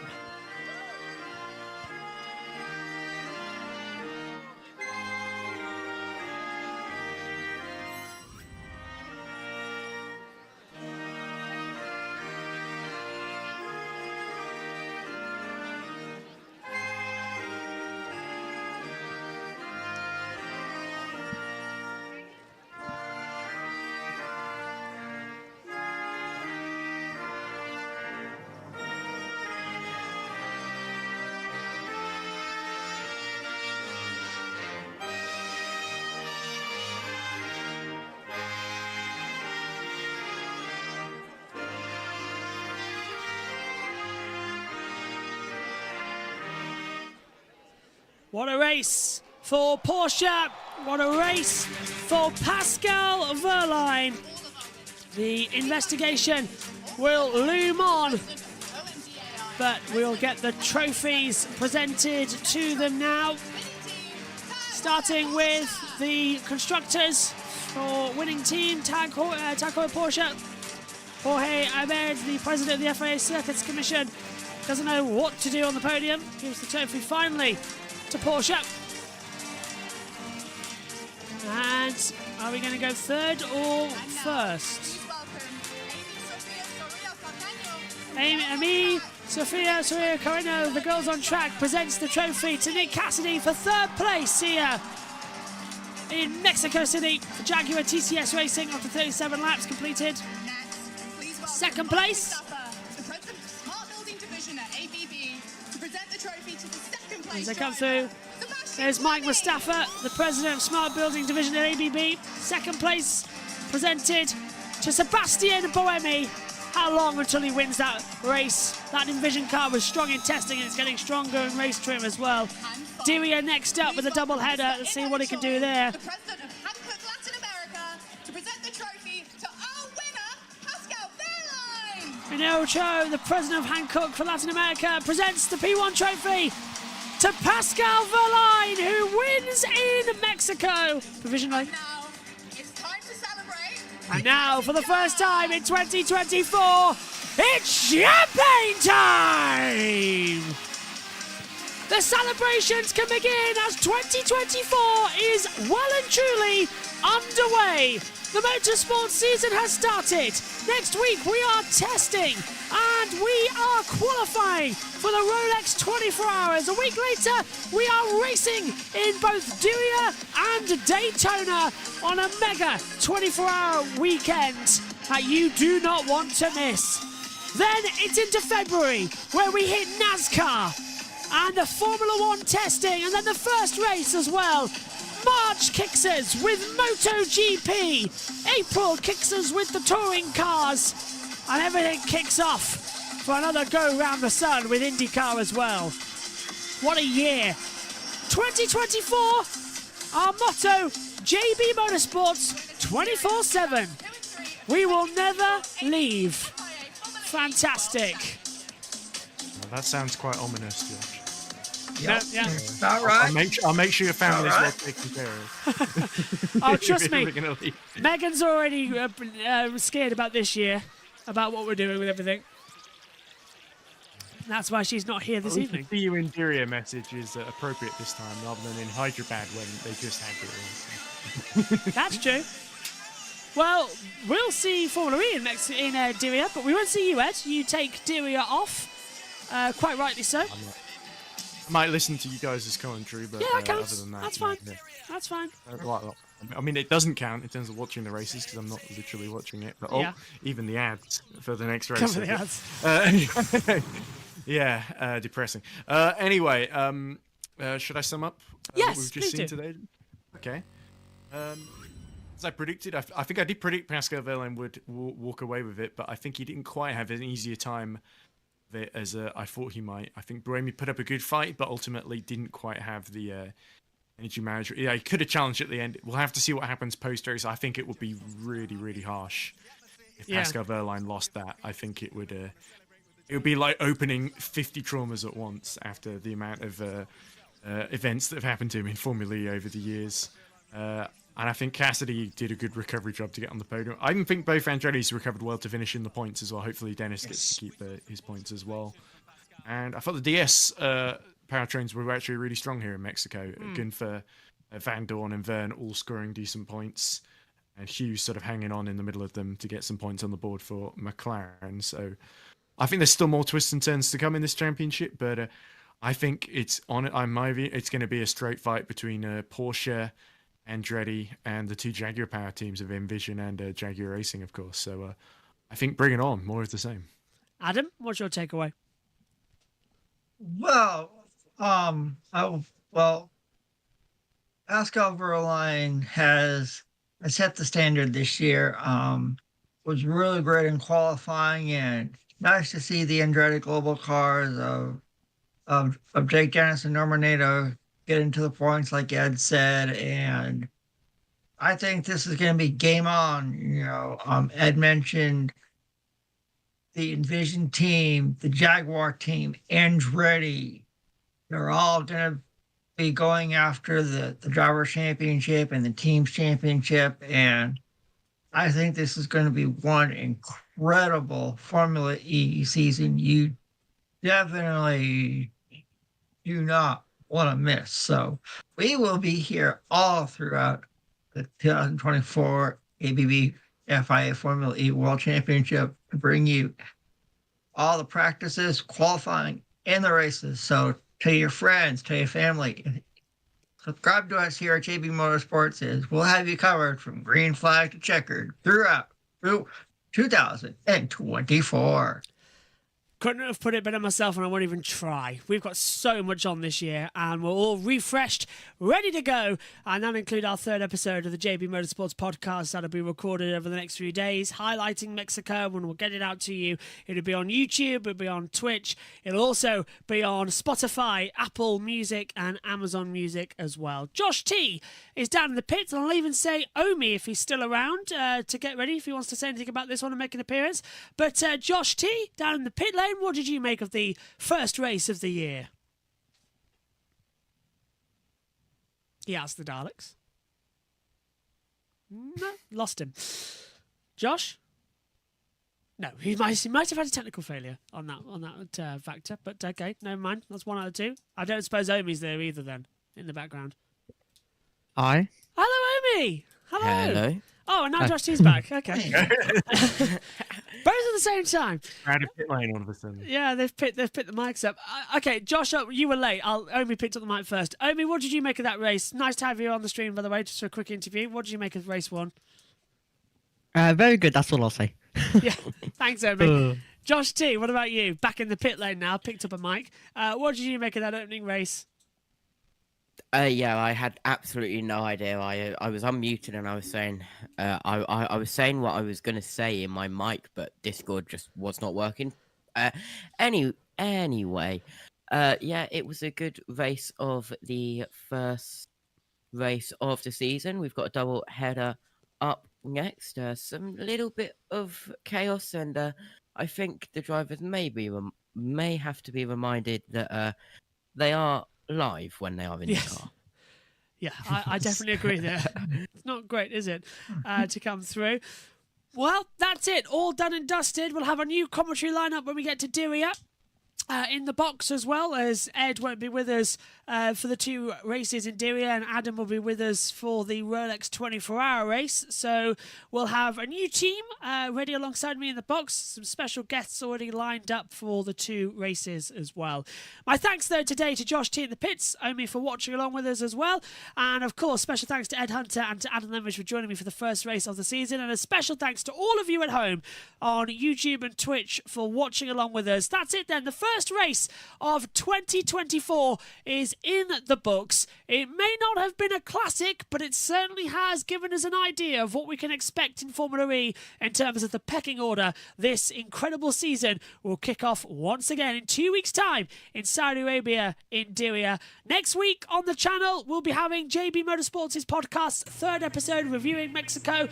On the Sunday as well, we'll also have the qualifying for the Daytona 24-hour race, the Rolex 24, and then the following Sunday, or following Friday, Saturday and Sunday, the 2 races from Diriyah with all practice and qualifying live, as well as the E-Prix, and then full 24-hour coverage of the Rolex 24 live on YouTube and Twitch across the JB Motorsports platforms. We cannot wait. Thank you all for joining us here in Mexico. It's Pascal Wehrlein who takes the honours, a pole position and a race win. There is nothing that can stop him. A 3rd win here, but technically 2nd in Mexico. It's still under investigation, but for now, he's the master. We'll see you in Diriyah in 2 weeks' time for rounds 3 and 4 of the ABB FIA Formula E Championship. Back live with us now here for FE testing of Season 11, and we've got Maximilian Gunther at the top of the timesheets as well. He's doing a 1:29.661, the first one to drop inside that time. After that, Nico Muller on a 1:30.016. Taylor Barnard up into 3rd, 1:30.230. Then it's Pascal Wehrlein in 4th, Jean-Eric Verne 5th, Lucas de Grassi is 6th. Sam Bird has put his in 7th with Nick de Vries in 8th. Antonio Feliz da Costa's 9th with Eduardo Mortara runs in the top 10. David Beckman is in 11th, Sebastian Buemi 12th, Jean-Eric Verne 13th, Jake Dennis 14th, 15th for Jake Hughes.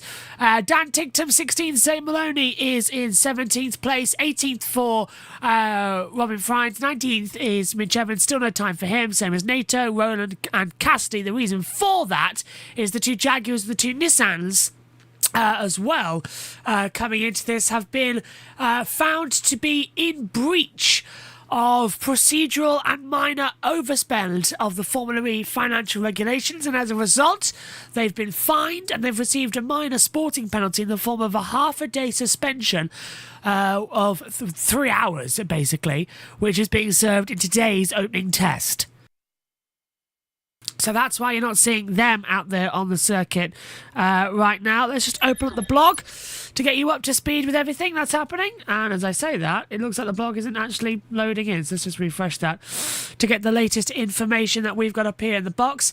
As I said, Gunther, he's broken the 129s in the DS Penske, first driver into it. Solid time on the board, 5/10 clear of everybody else.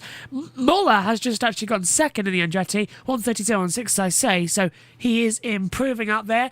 Some news coming in from Andretti. Jack Crawford returns to the team as season 11 reserve and development driver after an impressive debut at the Berlin rookie test earlier on this year. Sophia Flörsch will not take part in the women's test as well. She's had to pull out of the Nissan test due to illness as things currently stand. So that's the latest from the circuit here. Jarama, is it Harama or Jarama? We never know. I never know. It's the first time I've actually been able to have the pleasure of commentating on this circuit. Over the line comes Nico Muller through that turns 12-13 chicane. He's come into the pit lane.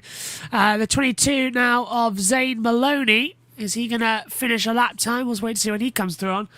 Not really good stellar sectors so far. Is he going to box or come straight through? He'll cross the finish line. And Zane Maloney's time is a 1:32.565. So no improvements on the board there at things currently stand. Okay, well, there's the pit stop information. Everyone who's down there and in and out. Let's head back then for the next 1 hour, 18 minutes. We'll take you back to Diriyah, round 2 of the 10th season of the ABB FIA Formula E Championship. In the commentary box with me was Jess Ball. Let's go back then to the first race in Diriyah, and that is round 2 of the season. On the other side, we'll wrap up the first 3 hours of the test. We are all set to go. Ready, willing and able. Under the lights here in Saudi Arabia, Diriyah. It's round 2 of the 2024 ABB FIA Formula E World Championship. And it's a double header for the first time this season. We'll have quite a lot of double headers. The second half of them is full of this season. But right now, the all eyes are on who will take the checkered flag. 37 laps. In the scheduled distance, safety cars and red flags could add the laps to it. Who knows what's going to happen next? Let's take a look at the starting grid then. Nick de Vries once again starts 22nd as he gets used to the Nima Hindra alongside him, Jahan Jarumala. Then it's Antonio Felix da Costa starting 20th with a penalty. He's alongside Mortara. Row 9 then sees Tinkton start 18th. Alongside him is Lucas de Grassi. Nico Muller is 16th. Alongside him, Sasha Fenestras, who amazed in practice, couldn't do much in qualifying. Ollie Rowland, 14th with Nissan. Sebastian Buemi, 2nd in Mexico, 13th on the grid here. Robin Freins and Stoffel van Dorn have the 6th row of the grid. The top 10, though, it's all in all McLaren affair. Jake Hughes starts 10th, Sam Bird starts in 9th place. Maximilian Gunther was fast in practice 1. He starts in 8th. Nick Cassidy out of position. The man who's finished 3rd in the Mexico starts 7th here today. The front 3 rows of the grid. The championship leader, Pascal Wehrlein. He starts 6th on the grid. Starting 5th, Norman Nato really pushing the Andretti to get better qualifying results than back in Mexico. 4th on the grid, impressing everybody beyond belief. The ERT of Sergio Seti Camara. Where did his pace come from? Is he a true threat in this race? Jay Dennis, putting the misery of Mexico behind him, starts 3rd on the grid here for Andretti after finishing 9th in Mexico. Front row of the grid though, Mitch Evans, who loves this track so much, starts alongside Jean-Éric Verne, who takes an equaling record 16th career pole position. He matching with Sebastian Buemi. The racing is almost ready to go. Alongside me in the commentary box is Jess Ball. Josh T is down in the pit lane. Ed Hunter not with us this weekend as he takes his stance against the horrible, absolute horrible human rights record in Saudi Arabia as well, and the country's sports washing attempts as well. If we had a choice, we wouldn't be commentating on this race either, but contracts, negotiations, unfortunately we have to. But I try and focus on the race itself, the drivers and the teams, and then we always bring the human aspects back into it as well. Alongside me then is Jess. And under the lights, the cars leave the dummy grid. They have to go around the entire track to get to the start grid. The racing should be good. Yeah, I'm excited about this one. Let's forget about all the drama for the time being and focus about what's important, the championship. Fairline's out of position. Quite a few drivers are out of position, so I think some good overtakes. A lot of people in the FE community are also predicting Mitch Evans to potentially win this race as well. But we've seen in Mexico, the driver, Pascal Wehrlein, he started on pole and went on to win this race. And here's a look at the track. It's a 2.495 kilometre circuit. The rundown from turns 5 to 14 is considered the bobsleigh section. It's the sand dunes go downhill, navigating single file. Attack mode is at the outside of turn 19. You can see it on your track map, which is the driver tracker. The drivers can activate that twice in a mode of 2 to 6 minutes, 4 and 4, or 6 to 2 minutes, depending on what the strategy will be. Let's check in with Josh T then as the drivers warm their tyres on the way to the grid. It's unusual to have a parade lap in Formula E, Josh, but it gives them all a chance to get tyres working, and for once, all 22 cars will start this race like back in Mexico. Yeah, absolutely. Hello everyone, if you're just joining a 2/3 of a parade lap around the Disney circuit, you could call it as well. But we're getting ready here, and just the cars just circulating around the circuit, getting ready for the start of this race. Everyone ready to go. Josh will be giving his information when he needs it. We'll just make sure that nothing's affected back over there on Twitch. The burnouts begin. Jean-Luc Verne lining up on pole position. He'll be on the right-hand side of the screen. On the left-hand side will be Mitch Evans. If you're watching on with us, Jake Dennis starts in 3rd position on the grid there. We've got the driver tracker open. We've got the timing screens with the intervals between each two. Pascal Wehrlein lines up. He's 6th on the grid. What are you going to Jess? And that's it, because there was a few people in the chat asking, are there other streams of this race? We can't really answer that, I'm afraid. All I can say is that in the UK, no, because it's all on TNT. That's all we've got, unfortunately. But we're getting ready. The atmosphere building out. Jess, the run down to turn 1, it's going to be incredibly tight. Do you reckon we'll see a safety car straight away? I would say I think we could see a safety car probably in the first few laps, not straight away, but I think it's going to be very hard to see at the start, because don't forget the conditions are different compared to qualifying, because we were in the daytime in qualifying, now we're in the night, so the tyres will be colder. That's why burnouts, I think, are so important at this Diriyah circuit. But we're under the lights for round 2 of the FIA Formula E World Championship. The tension rises. Nick de Vries lines up in 22nd position. You can hear the tension music rising behind the voice of me and Jess. The green lights that are on will be extinguished. Then it will begin the procedure of 5 red lights. When the 5th comes on, there'll be a pre-programmed pause of up to 5 seconds, and then we will be racing in Diriyah. 5 red lights illuminate. Lights out, race on. It's a good start from Jake Dennis, but he's got a bit of wheel spin coming through is Norman Nato. Pascal Wehrlein's going to come across, and look at that already. Verne defends on the inside. There goes. That's Sergio Kamara alongside Mitch Evans. Where did he come from? He's battling, and the two Andretti side by side. Nato's made a storming start. Sergio Kamara jumps back. He splits the two. Coming through there, Gunther and Cassidy side by side into the last corner to officially start the race. Verne leads. Evans, Dennis, Sergio Kamara, Nato, Bird, Cassidy, Gunther, Wehrlein, and Hughes takes in 10th position as well. As we see Bird up to 6th. Hughes under pressure from Freins, who dives through the inside line. He's going to back up, but Wembley down in 12th position. Roland made a terrible start. He's down to 22nd, and Sasha Fenestras has had a problem with the top of the hill. Yellow flag. Yeah, with that Sasha, he's down at 10, 6 and 7, so he's dropped to the back, Jess, and he's had a terrible getaway. That is a shame for Fenestras, and I wonder if we're going to have a safety car. No, I think the yellow flag is gone on our end as well, but You were Green able flag. to see the pull away from John Van at the start. He had a very good restart, very good start compared to everybody else. But it seems like Mitch Evans is starting to be on the back of him once again, so it's not over for him. Nice to see Jake Dennis still there and Sete Camera, and Nato in a good start as well. Sam Bird up to 6th. He's doing a great job. Gunther doing well as well.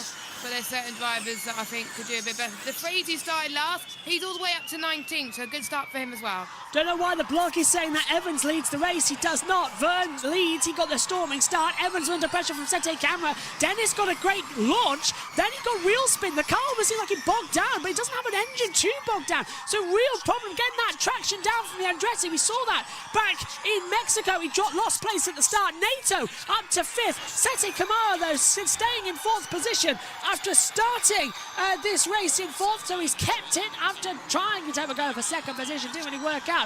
So there is Sasha Fenestras crawling into the pit lane. I can't see any wing damage, Jess, but there's something not right with that car. Might be the power unit or something like that. I'm not sure it was picked up with the sighting laps like we saw with Sete Camera last week, but at least Sete Camera was able to get the ground running already. So I hope it's not a terminal issue for Fenestras. He's in the pits. But at least he's going to keep going. He's in the pits. So I wonder if it is front wing damage or if it's to retire the car. So we'll have a look and see if he comes back out again. The field are going to go past him though, because Vern leads down the start straight towards turn 18. As we're on board with Sergio Sete Camara, having a look to Jake Dennis, who's thinking about a move on the inside of Jean-Eric Vern. It's not going to go anywhere there. If you're watching us for the first time, do not adjust your set. We are racing on a Friday. It's how we work here in Formula E Indyria. And Fenestras, I think he's out of the race, Jess, sadly. Yeah, very, very sad as well. So I wonder if there was contact made between Fenestras and another car. But yeah, he's got it all to do in race 2, though, of course. He gets another chance tomorrow, but will his car be ready? Only time will tell right now, as everyone else has been keeping it very clean. Let's have a look at the replay of the start, and we'll watch out for Fenestras to see what happened to him. So Sete Camara gets a storming start. Dennis and Nato squiggling away. The two McLarens line astern. And then, well, that was about Fenestras. I can't actually see anything from him as he gets down to turn 1. How did you read it, Jess? Yeah, it looks like John Van almost got the start he wanted, but he did cover off Mitch Evans, and that was very tight from Sete Camara. I think it was almost pushed off, and you can see Jake Dennis going up to 3rd, and Nato losing quite a few positions, but he was able to go back from it. We didn't see what happened to Fenestras, so yeah, we know he's out, but we want to know what caused it. It might just be an issue on his end, which is probably why the replay. Vern takes attack mode. Sorry to crush it. Vern takes attack mode. Now, what's he gone for? 2 or 4 minutes? But our timing monitors have blown up here in the commentary box. We haven't got it. It's a 2-minute, I'm being told. So Vern's taken 2 minutes. Degrassi's taken 4. So he's on the mode 2, which is 4 apiece. De Vries has taken 6 minutes. Deruvula and Tictum take 2. So Evans takes the lead and leads on to lap 4 of this race. Yeah, so pretty much using 3 different modes of attack mode at once. So one going for the longer option at the start, one going for the shorter option, and one going for like the middle ground, as it were, and just switching a little bit as well. And we are seeing the amount of energy being used already from the drivers, in particular Mats Gupta and Pascal Wehrlein, who is in 9th place. Not the driver I was expecting to be in outside the top 3, as it were, because I would expect him to be challenging for the win here in Indyria, but it's different tracks. You can't necessarily win at every track, and that's what I like about Formula E, unpredictability. Mortara's jumped ahead of everybody so far as Evans takes attack mode and Jake Dennis takes the lead. So Evans only leads for 1 lap as he's into the wall goes Evans. He got too wide of the exit, and it was Jean-Eric Vern who put him in there. Wow! I think that was very close to severe damage there. Yeah, that was naughty from Vern, very naughty. But Evans has got 2 minutes of attack mode, so he's on mode 2. Evans is going to be angry. I can't wait to hear the radio from this, but Dennis into the lead. Already more leaders than we saw back in back in Mexico. It was only Verlaine and Bobby. When did they start using attack mode in Mexico then? They started around about lap 6 and lap 7, so they've gone early here in Diriyah. Okay. Which is a surprise to me because the track layouts not too dissimilar in terms of the heavy amount of braking zones that we've got here. So I'm surprised. Conditions. Yeah, it is. Track temperature is at 23 degrees, air temperature 22, so they're pretty balanced, but it's the chance of rain, still 35% from earlier on in the day. Ed Hunter's watching along in the chat. Ticton miles behind, no doubt, on the super energy saving strategy and praying for a safety car. Jackson says where to watch the race. Not much there anywhere, but if you have a VPN, there's some things on YouTube, I believe, but still. Coming through at the moment. Anyone going to take a time now? We can't encourage that. Yes, we can't encourage that. No, we can't. If Formula E do that. But still, who's taking a tap mid this time around? On the UK, TNT Sports. Yes. It's the only place you can watch it. DeGrasse. Elsewhere, no clue. Attack mode for Jaruvula. He takes 6 minutes. And Dennis now leads on a 1:13.320. Evans is going to run out of attack mode in 20 seconds' time. And he's not going for the move, Jess, on Vern. So it seems to be it's energy saving to me. I think that's what a few drivers are doing who haven't taken their tap mode yet. Verline, one of them, Hughes, and the two Vision cars probably saving a little bit because they got to make their energy in that car last till the end of the race. If they run out, then that's it, that's their race over. Because if they keep going, if they have no energy, they'll get disqualified. But let's look at the position changes. We got Mortara and DaCosta up 4. Sam Bird up 3, Jake Dennis up 2, but again, not many people taking attack mode, so take that with a pinch of salt in terms of what positions they've moved up in this race. And Jake Dennis pulling away, he's trying to find a gap. He's going to take it now. Yes, he is going to take the attack mode now. Round the outside. Oh, that was tight, but Vern just about takes the lead from Jake Dennis, and Jake Dennis is ahead of Mitch Evans. So Vern takes the lead back on lap 7 of 37. Dennis has got 2 minutes of attack mode, so he's on the first strategy. 2 minutes now, 6 minutes later on in the race. As we take a look back, but this is getting good because now we've also had Sergio Sette Camara take 2 minutes and he's only dropped behind Norman Nato. So they're still quite close together. We ride on board with Max Gunther in the Maserati. Now this car was fastest in first practice, second fastest in practice 2, and then he was third in the group stages before getting eliminated in the quarterfinals against Sergio Sette Camara. So Gunther having an okay weekend. Yeah, it's not too bad. He's showing his consistency up there, and it'll be some good points for him because top 10 score points in both of the races. As Jake Dennis is not able to close up to John Eric Verne, so I can see why people want to get their tap modes nice and early. They just can't get Verne's done it again. So Dennis got. Vern's Vern's doing it early. Okay, that is interesting for John Eric Verne, and that is 6 minutes, Josh. So that's his final one done. So he's going to be on the attack and try and take the lead and then just control the energy saving. But he's got Evans and then Dennis directly ahead. And Evans is going to literally defend for all he's worth. So Vern's going to have to make this move stick. I think down to turn 14, personally, is the way to go. Yeah, I think so as well. I think he's got plenty of opportunities. And for the likes of Nato and Evans, will they be thinking about doing the same as John Eric Verne, or will they be waiting till later on? If it was like Mexico, they'd probably want to get it done nice and early. I kind of wish they would split it, so some will take it at the start, some will take it at the end. Because otherwise, it just the race becomes stagnant at some places. But it seems to have more action in compared to Mexico. That's what my mum and dad were watching Mexico, and they weren't so keen on it. They're big Formula E fans now. For quite a while, more longer than me, to be honest. As Jake Dennis still pulling away. Oh, look at that! Verne around the outside! Look at that! Verne trying to go around the outside, but Evans was late on the braking zone down to turn 18, and that's allowed Dennis to take his attack mode without losing a position. Oh, that little defence, brilliant! That's Dennis back into the lead of the race. Look at Evans, he's already caught back up, and Verne's still got 4.5 minutes. Dennis has the 6. Evans is a sitting duck. He has lost out completely on this race now. He's going to have to hope that Dennis doesn't get out ahead, and Andretti are laughing to themselves. James Barkley looks like they've just told him that, unfortunately, you've been fired. What's happened there? Can I switch picker winners? You might not want to. Verne and Evans, the incident's been noted by the stewards. Not under investigation, though. So I picked Jake Dennis for the win in race 2, not in race 1. Dennis winning after the misery of Mexico. It certainly would be a bounce back. The top 3 are staying together. Vern is now, right, look, the top 3 within a second of each other. Nato is 3.3 seconds back to this battle, and he's holding up everybody else. Here we go again then. Watch Jean-Eric Vern with the attack mode, the halo, flashing blue. Evans is going to have to go defensive. He covers off the inside line. Vern in the braking zone can carry so much more energy, but Evans has to take attack mode and does. And this time not into the wall as Evans takes his 6 minutes and drops back to 3rd, and everybody together for the world's longest conga. Yes, because I think NATO's not that far behind either, and look at this.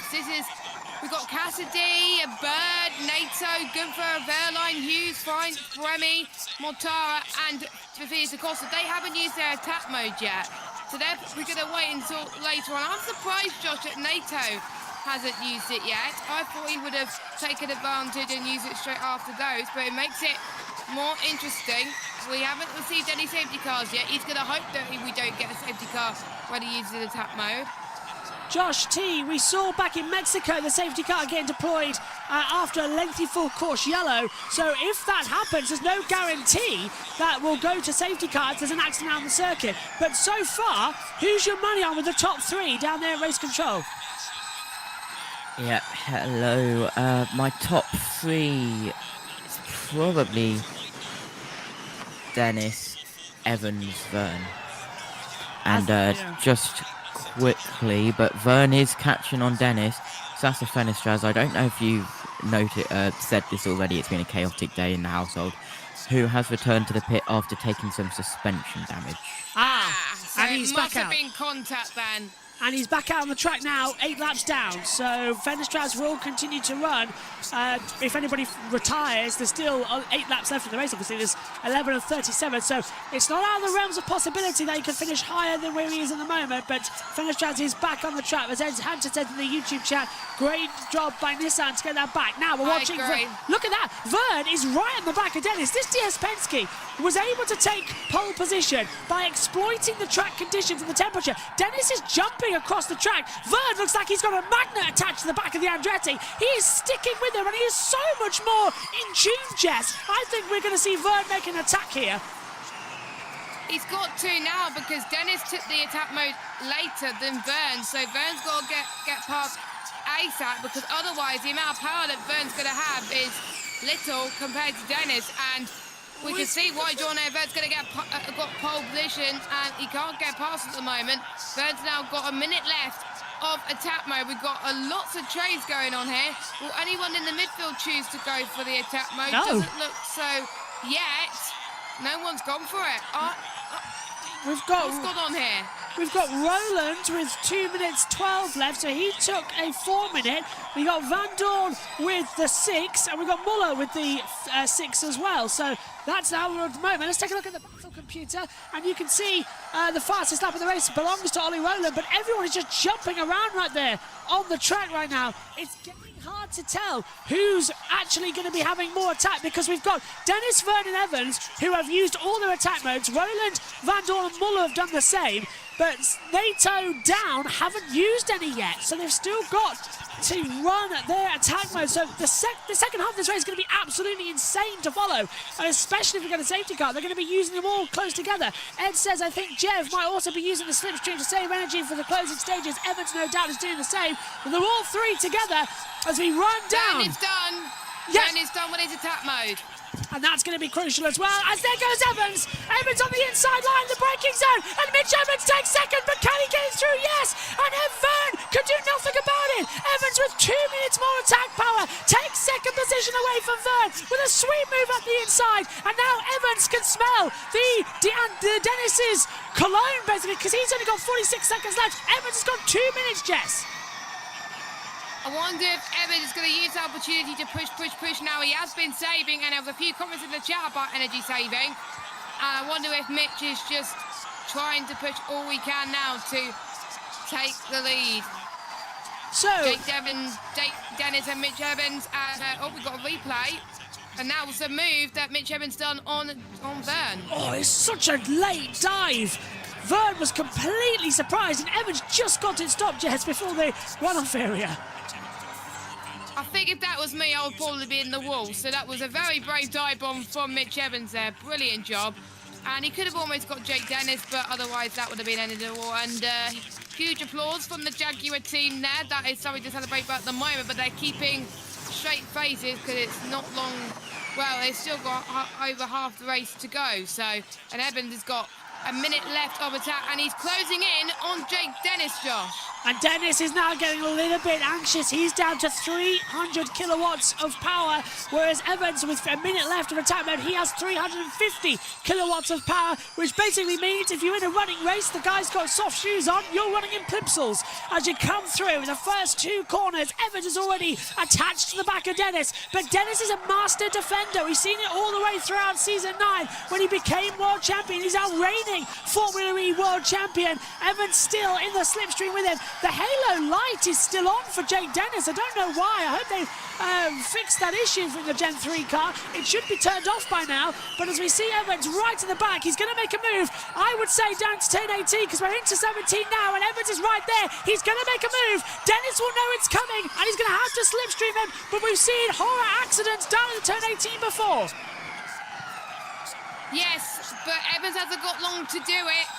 He hasn't got long to do it at all, and I think he's going to do it through this straight, but it may be too little too late for Evans. Now they're on the same amount of power. He's doing it. He's going to try and go for it anyway. Oh, he's doing it! To the right. But he's locked in! And he's gone wide a little bit. Jake Dennis takes advantage from Mitch Evans and was like, thank you, you're not getting that position. And look at this, John Vern is on the back of Mitch Evans once again. This was pandemonium. Evans had to do it. He ran out of attack mode. He lunged for it, but he had no regenerative braking. And now he's under pressure, as Jess said, from Jean-Eric Vern is right behind him as well. Coming up now is Nato and Sete Kamar. Nato still hasn't used any attack mode. Here it is again, look. So he just locked. Now we've joined it too late. He was off the track. Just too late on the brakes, tried to regen. It's front and rear braking regeneration power. Effectively a lock-up on the dust and straight on. Yeah, and I think he couldn't get past anyway because it's not allowed. So he tried, but I think you could tell with the tyre smoke as well. It is hard. So it was like the team were like, oh. I think they were feeling right now. So James Evans still got Parkinson. a wow, but they got no attack mode to use, whereas their main rivals do, as Van Dorn has used up all of his attack mode in about 6 seconds. Vern's going to have a go here. Evans has backed off. He has to go defensive. Vern's going to try and swing around the outside, coming into turn 19. Evans blocks the inside line. Vern is right there. Evans is saving battery like mad. McLaren, that's at the inside. That's a Jaguar getting forced out. Nick Cassidy with Bird staying in 6th position. Gunther in the Maserati trying to go around the outside of Cassidy in the Jaguar. Verline in the Porsche getting there to the Twin Vision, still outside the points in 11th and 12th. Vern is getting really angry now. Dennis is 1.5 seconds ahead of these two, so he's already taken the advantage to pull ahead. So Jake Dennis, who was Britain's only FIA World Championship winner in any category last year, is now currently leading Interior, but being pursued by Evans and Vern. Here's Evans' radio. I didn't hear that. I didn't hear that. Maybe just technical difficulties with the there. radio. Look at this again. Evans is now having a problem. I think he's got some sort of dirt on his tyres. Look at that. Nato and Sete Kamar jumped up massively. The field now bunching up. Dennis has saved his energy. Evans is backing Vern up to save energy. That's leading him back into Nato and Sete Kamar as we head down the straight once again. Bird's on the back of Cassidy. Here comes Evans again, going defensive. Vern swings round the outside into turn 2. Evans locks up. He runs too deep. Vern sends it to the inside line. And Evans and Vern, they make contact. Wheel banging. Evans on the inside. Vern swings through on the outside and takes 2nd place. Evans back on the inside into the last corner. Vern shuts the door. Nato is defending, and there goes Gunther on the inside of Cassidy. Did he make the move? No. Cassidy in the wall, coming around the outside. Everyone in trouble. Into turn 1. Cassidy keeps the inside line. Gunther behind stays in 6th.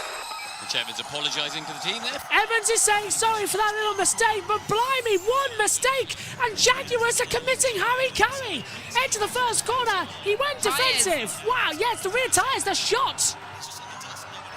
Yeah, they might push a lot in the rear tyres, and the last team radio from Mitch Evans was charge if you can. So Mitch Evans was saving energy, and that is all that squabbling is allowing Jake Dennis just to pull away from everybody. He is controlling the pace after starting in 3rd place. He's having a redemption race and a half, because Mexico, like you were saying, Josh, earlier, did not go well for him.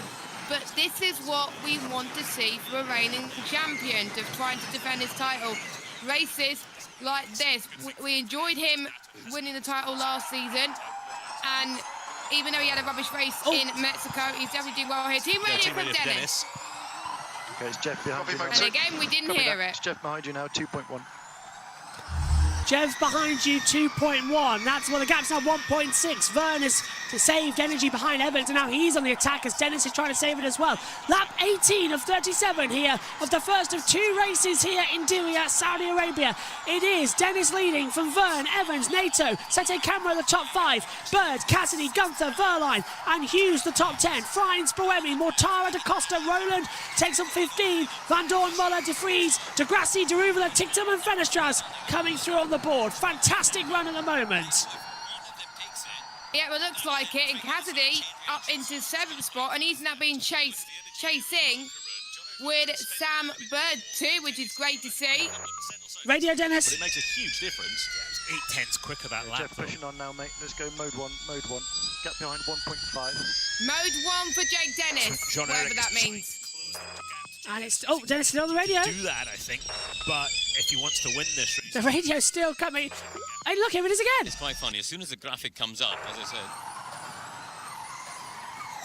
Yeah, It nothing. must be a technical fault. They're having glitches. They must be. They can't be expecting us to hear all of this, as we're just trying to get the YouTube. In fact, I'm going to send Josh T. No, never mind. I think I can do it. Megan switched off the other thing as well for the IMSA coverage, and I can't access it. Josh T, could you please switch off the IMSA stream? Thank you very much. Down there in the pit lane. As they come through, because IMSA's done now. So, Dennis leads Vern by 1.4, well actually 1.5 seconds just now. So, he's got that time away that he wanted, and he's got the sort of ability to push. Do you reckon we're going to be in now for if a safety car comes out, it'll be because someone at the front crashes? I think so. That's what happened in Diriyah before, so I think that would happen again. It's a massive train. They're all roughly about similar pace. And with people like NATO still yet to use quite a bit their attack mode, don't count them out for the win of this race. I think it's hard to predict at this stage that everyone has used their attack mode. Bird with Cassidy, yeah. From Nick Cassidy. Teammate for John Vern. Nothing. Again. It's really funny, but Bird's under a lot of attack here from Cassidy and the other Jaguar. And these two used to be teammates, of course. Back in the day, a couple of seasons ago, so they know each other intimately. Thank you very much, Josh T. Bird 6th, Cassidy 7th, both used to be in Envision colours, now they're in, well, Bird's in orange and Jaguar for Cassidy, of course. Ticktum's going to be lapped in a second. I think also, Fenestras is catching Ticktum. That's how slow Ticktum is out there in the other ERT. What? I swear, Fenestras was 8 laps down. He is, but he's about to unlap himself to Dan Ticktum. He'll only be 7 laps down to Dan Ticktum. But you look at the number 23 on the timing screen, right up there. And I'll tell you another thing for free.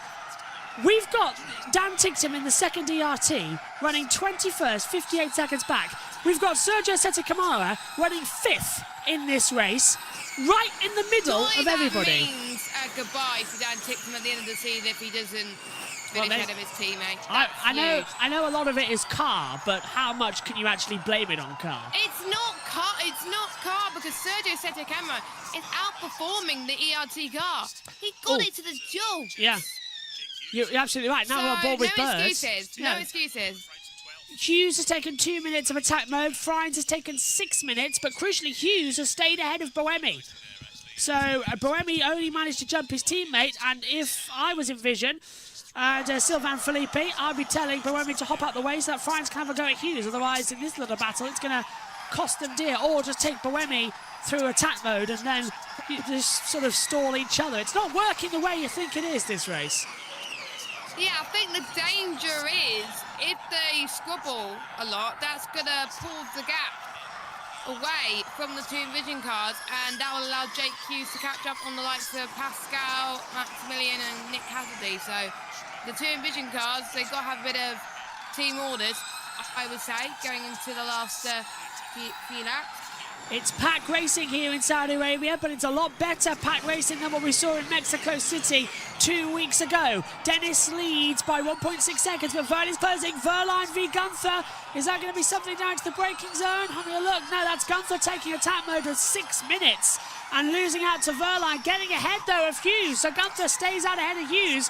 And that's even more crucial in terms of the midfield battle in the championship, as Evans is now 3.2 seconds back to Verd. So Midge Evans, yeah, this is a serious problem brewing for him now. Serious. He's low on energy and his tyres. Go on. Apparently in the chat, Ed was saying that I was a bit too harsh on Tictum. I think, looking back, I can agree there. But again, Cedric Cameron was able to outperform. But it might just be track dependent, who knows. But yeah, I was probably a bit too harsh. I'll give him more races. I was acting like it was the last race of the season, but it's not.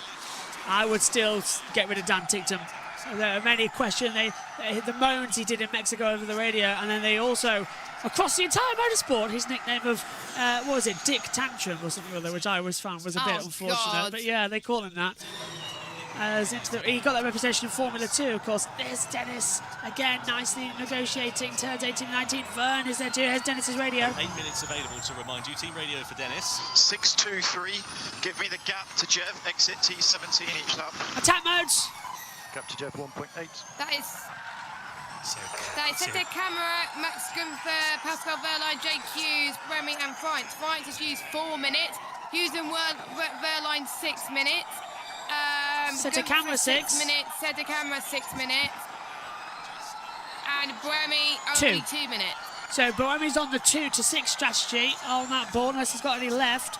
No, yeah, Bremy's got 1 left, so he's going to take 6 minutes again later on in the race to try and recapitalise on that.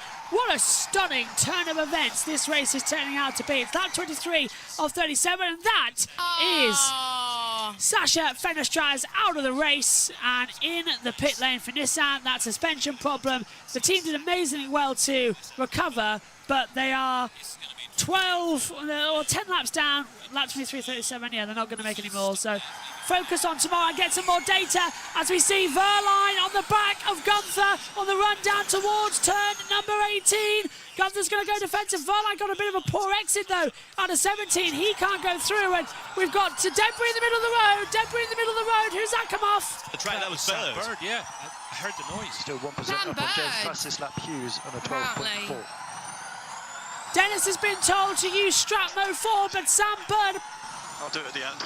Do it at the end, okay. Wow. There's the energy. Verlaine's got 43% of energy compared to Dennis, who's got 39. I know they still haven't taken the attack modes fully yet, but that's impressive energy saving from Pascal in the middle of the field. But what's even more worrying is that Evans is on 37%, least of the leaders at the moment, as they come through. Cassidy's teammates directly behind him. One ball was Jean-Eric Verne, who is looking like a man on a mission right now, Jess, as a brief yellow flag came out, but we've gone green now. Where did that would be for the yellow? That would be, but yeah, I think it was just someone who had a bit of an off and then come back again, I think. Unless it was the marshal recovering that debris. That's what I was trying to say before my brain gave up. Yeah, it must have been. But I think it was Sam Bird's debris, but I might be wrong. Let's have a look. There's a bit of debris at the exit. It's a bit of paper. And the wing that looked, it hasn't come off of Bird. There it is. There's another one there.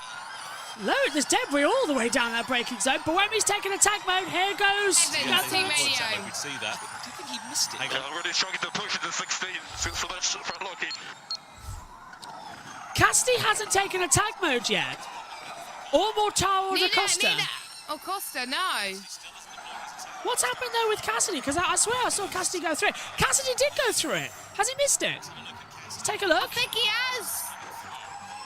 Oh, hello, it's come off of Cassidy. The winglet's off Cassidy's car at the attack mode. Did the detection point register that? I think it did, and that yellow was for Marshall recovering that winglet. Oh, the Marshall's run through the attack mode with the sensor.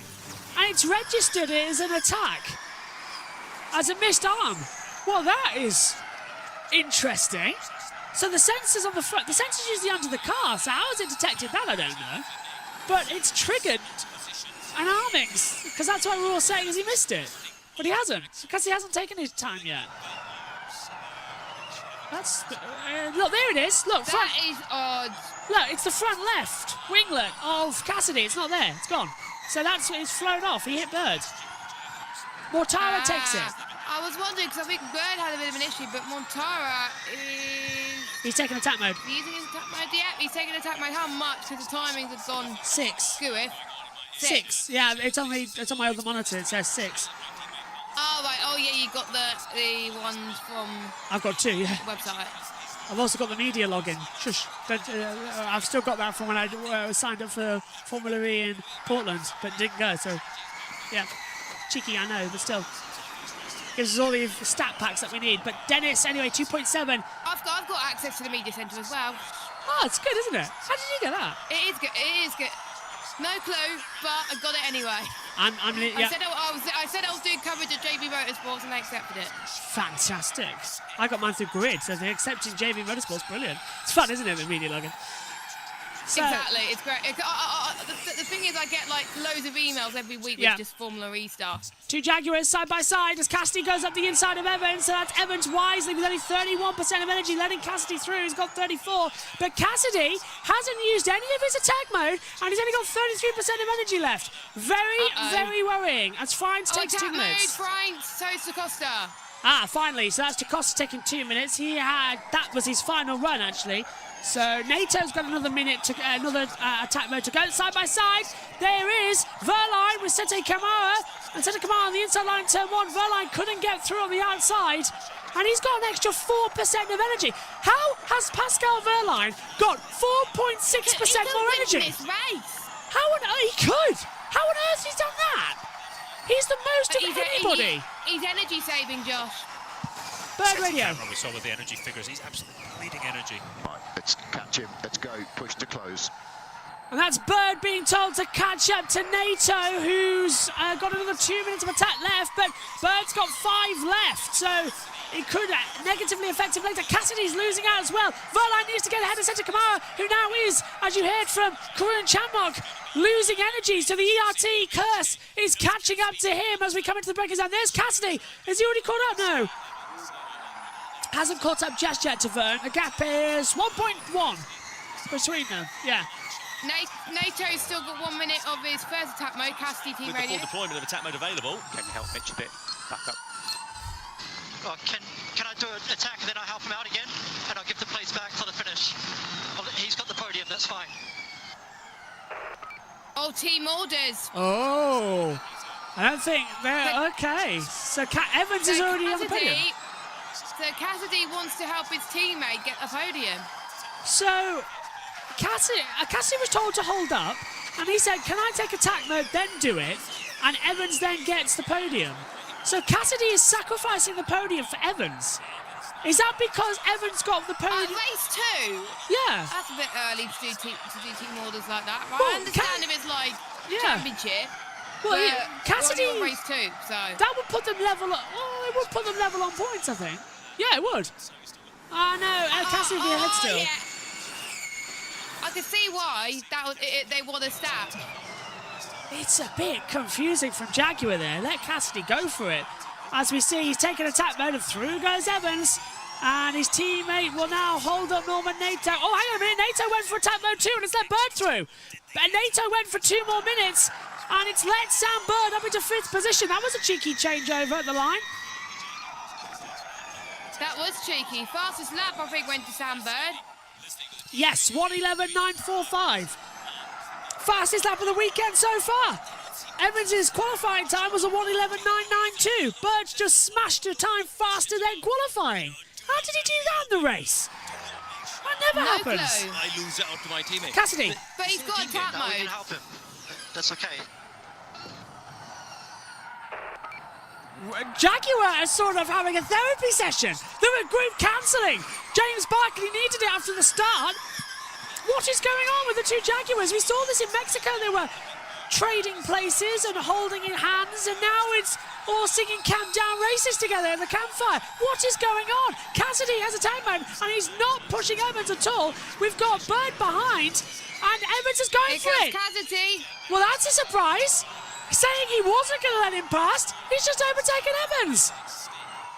If anybody, I'm confused here with Jaguar's strategy in this race. If anybody knows what's happening, write it on a postcard and throw it through Jaguar's HQ, because nobody knows a single clue what has just happened. Cassidy said over the radio, I'll get attack mode, let Evans through, and then Evans gets the podium anyway, and then Cassidy's retaken him. He could have backed off. Ed's just put in the chat, thank you, Ed, our Formula E expert. What will we do without Ed in the chat? Cassidy said he'll give the place back before the finish, and I remember what he was saying in team radio as well. So that kind of makes sense. Yeah. But it's still bizarre, because I thought he'd already done it. So it's like... Yeah. Ed's raises some interesting points as well, so I didn't figure that. NATO's out of attack mode, but Bird's going to jump them both. Bird is going to have them both here. It was 5 minutes ago, the radio Ed said. Right. Yeah, I remember. Here comes Bird with attack mode. He'll catch up to the two Jaguars quite quickly. This is dangerous for the two of them, because I didn't think they expected Sam to come through. I thought they'd have NATO behind. Debris flying over every part of the track then, as we see... Hang on, that is Boemi with a damaged front wing. Who's he run into? Uh-oh. Boemi's hit someone up the back, because it looks like he's hit one of the rain lights. Really bizarre race, this one. Dennis leads by 3.26 seconds. Fastest lap for Max Gunker. 1:11.646. Way faster than that than the qualifying. Here's Cassidy. Well, this is the risk here is Bird. He's in a double attack now. He's got a minute to go. We need to make sure we cover him off. We've done both his attacks. So if I have space, if I can push and create a gap. Why did Formula E cut it off at the best points? This guy's threading the needle at 100. So they've pushed as much as they can, and now they're thinking, well, if Evans can get a gap, so they want Evans to lift off, hold up Bird. Cassidy takes his second attack mode, which he needs to do, which is the 6 minutes. And then Evans can then go for it again. So Evans now needs to hold up Bird, who in 3 seconds is out of attack mode. Cassidy's got to take it now. He has to take it right now, and he doesn't. So they're playing chess. It's not going to work. DaCosta takes it. Verline takes attack. DaCosta takes 6. Mortara doesn't. That took a while to register on the monitors. There we go. This is... it's a quick race. It hasn't been that long. It's been 45 minutes. It's not taken that long to complete this race, and it's been safety car free. But you said it now. Yes, I have. We're probably going to red flag it now, like a Formula 1 style finish. It's always race 2 in Saudi Arabia. That's the more crazy one. That's when everything explodes. Ed is laughing now. I'm missing that. And I'm missing that one. Yeah, Ed's laughing now.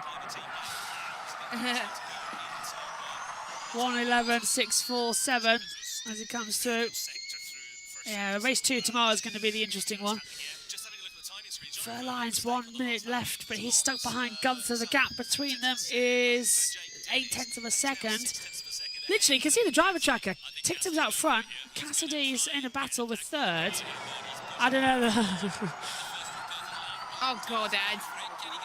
I was on about the attack mode. Cassidy. Attack mode for Cassidy. He's taking it. And he got out ahead of Bird. That was crucial coming into the braking zone. That was beautiful. So Bird, and look, Jaguar approved. James Barkley clapping. Jaguar working together as teammates. Now, is Cassidy going to repass Evans for 6 minutes, or is Evans? Cassidy going to let go? That's what he's going to do. Like the team radio said, he's going to hold Bird up and make sure Evans gets the podium, like they said in the team radio like 10 minutes ago. So it repeats. Cassidy got podium in Mexico. Evans will get podium in race 2 in Diriyah. So they're going to have to close in once again. There's Dennis, 3.723 quicker. Wow. Dennis had done what he did last year in the Porsche powertrain Andretti and just take off at the front. He did it a couple of times last year. Nobody can catch him. Train. Bird radio, yeah, that's the other way down from Tit. That's the challenge coming to an end here for Bird. That's from Yeah, Sete we're still Camera P5. This is still really, I really don't know. good. Let's just stay with them, nice and cool. Bird's being told stay calm and stay with it. The podium's still there. Yeah, where's that gap? Sete Camera to Jeruvala. So 9 to 20. So everyone apart from Tictum at the moment, but Look at that. Dennis just going for an afternoon drive. And that's Vern under pressure of now. Hang on, Vern's backed up. Vern's lost a second on that last lap alone. And now he's Evans, Cassidy and Berner right there. So the battle for second is on. Vern is having to save a huge amount of energy. Oh, and Dennis is fastest 6 to 1. I think, has Jake Dennis got enough energy to get to the end of the race? I think so, yeah.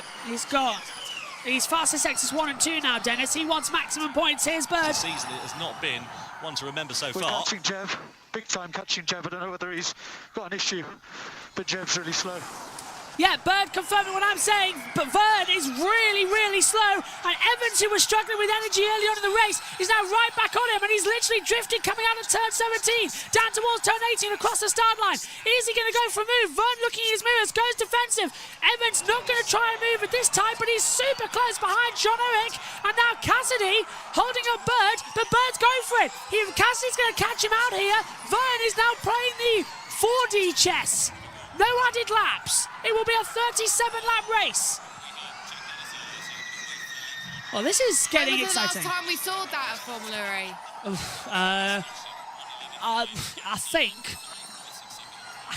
I think Monaco?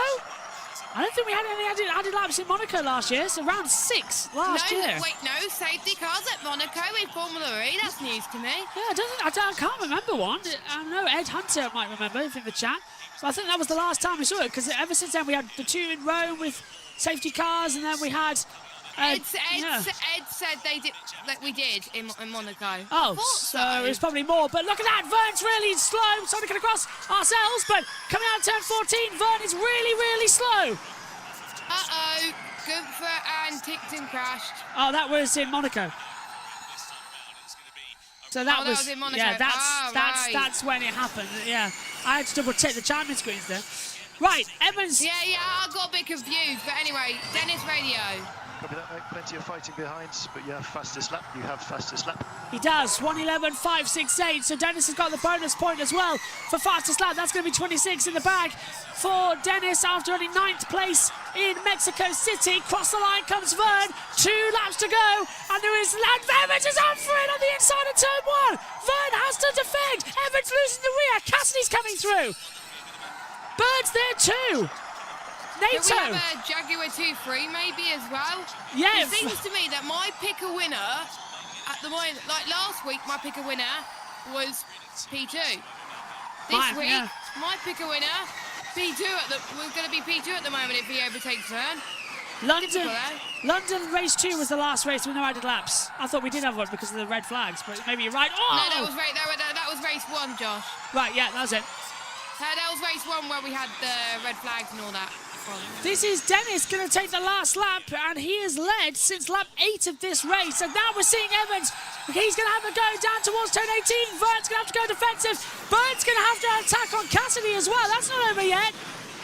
Vern has just got something down the straights. Maybe he was saving energy. He's got enough to end into the race now. So Vern is good to push. Last lap the call. Dennis, another fastest lap, a 1:11.399. You can save it, Jake. You can save it. You don't have to push. You've already got it. He's 10 seconds ahead of Vern. 10. Wow.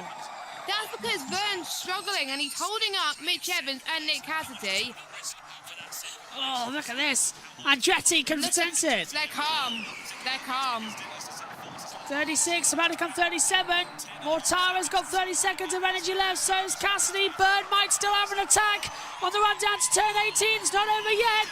I'd like to see the battle for second and third, which is very juicy in the middle section. I love that Jake Dennis is going to win again, but this is it because Evans is closing up on Vern. Vern is literally like he's run out of energy. It's like being on a dodge jump and you've run out of power from the chicken fence wire above you. Evans is going to have the attack. Dennis comes out of the last corner. He's going to take victory in Diriyah. but it's Vern and Evans going to make the battle between them, coming down towards the line. Evans on the inside line, they're going to make contact. Evans takes second, Vern goes wide. Dennis wins interior, but who takes second? Evans goes off, Burn's going to be on the podium.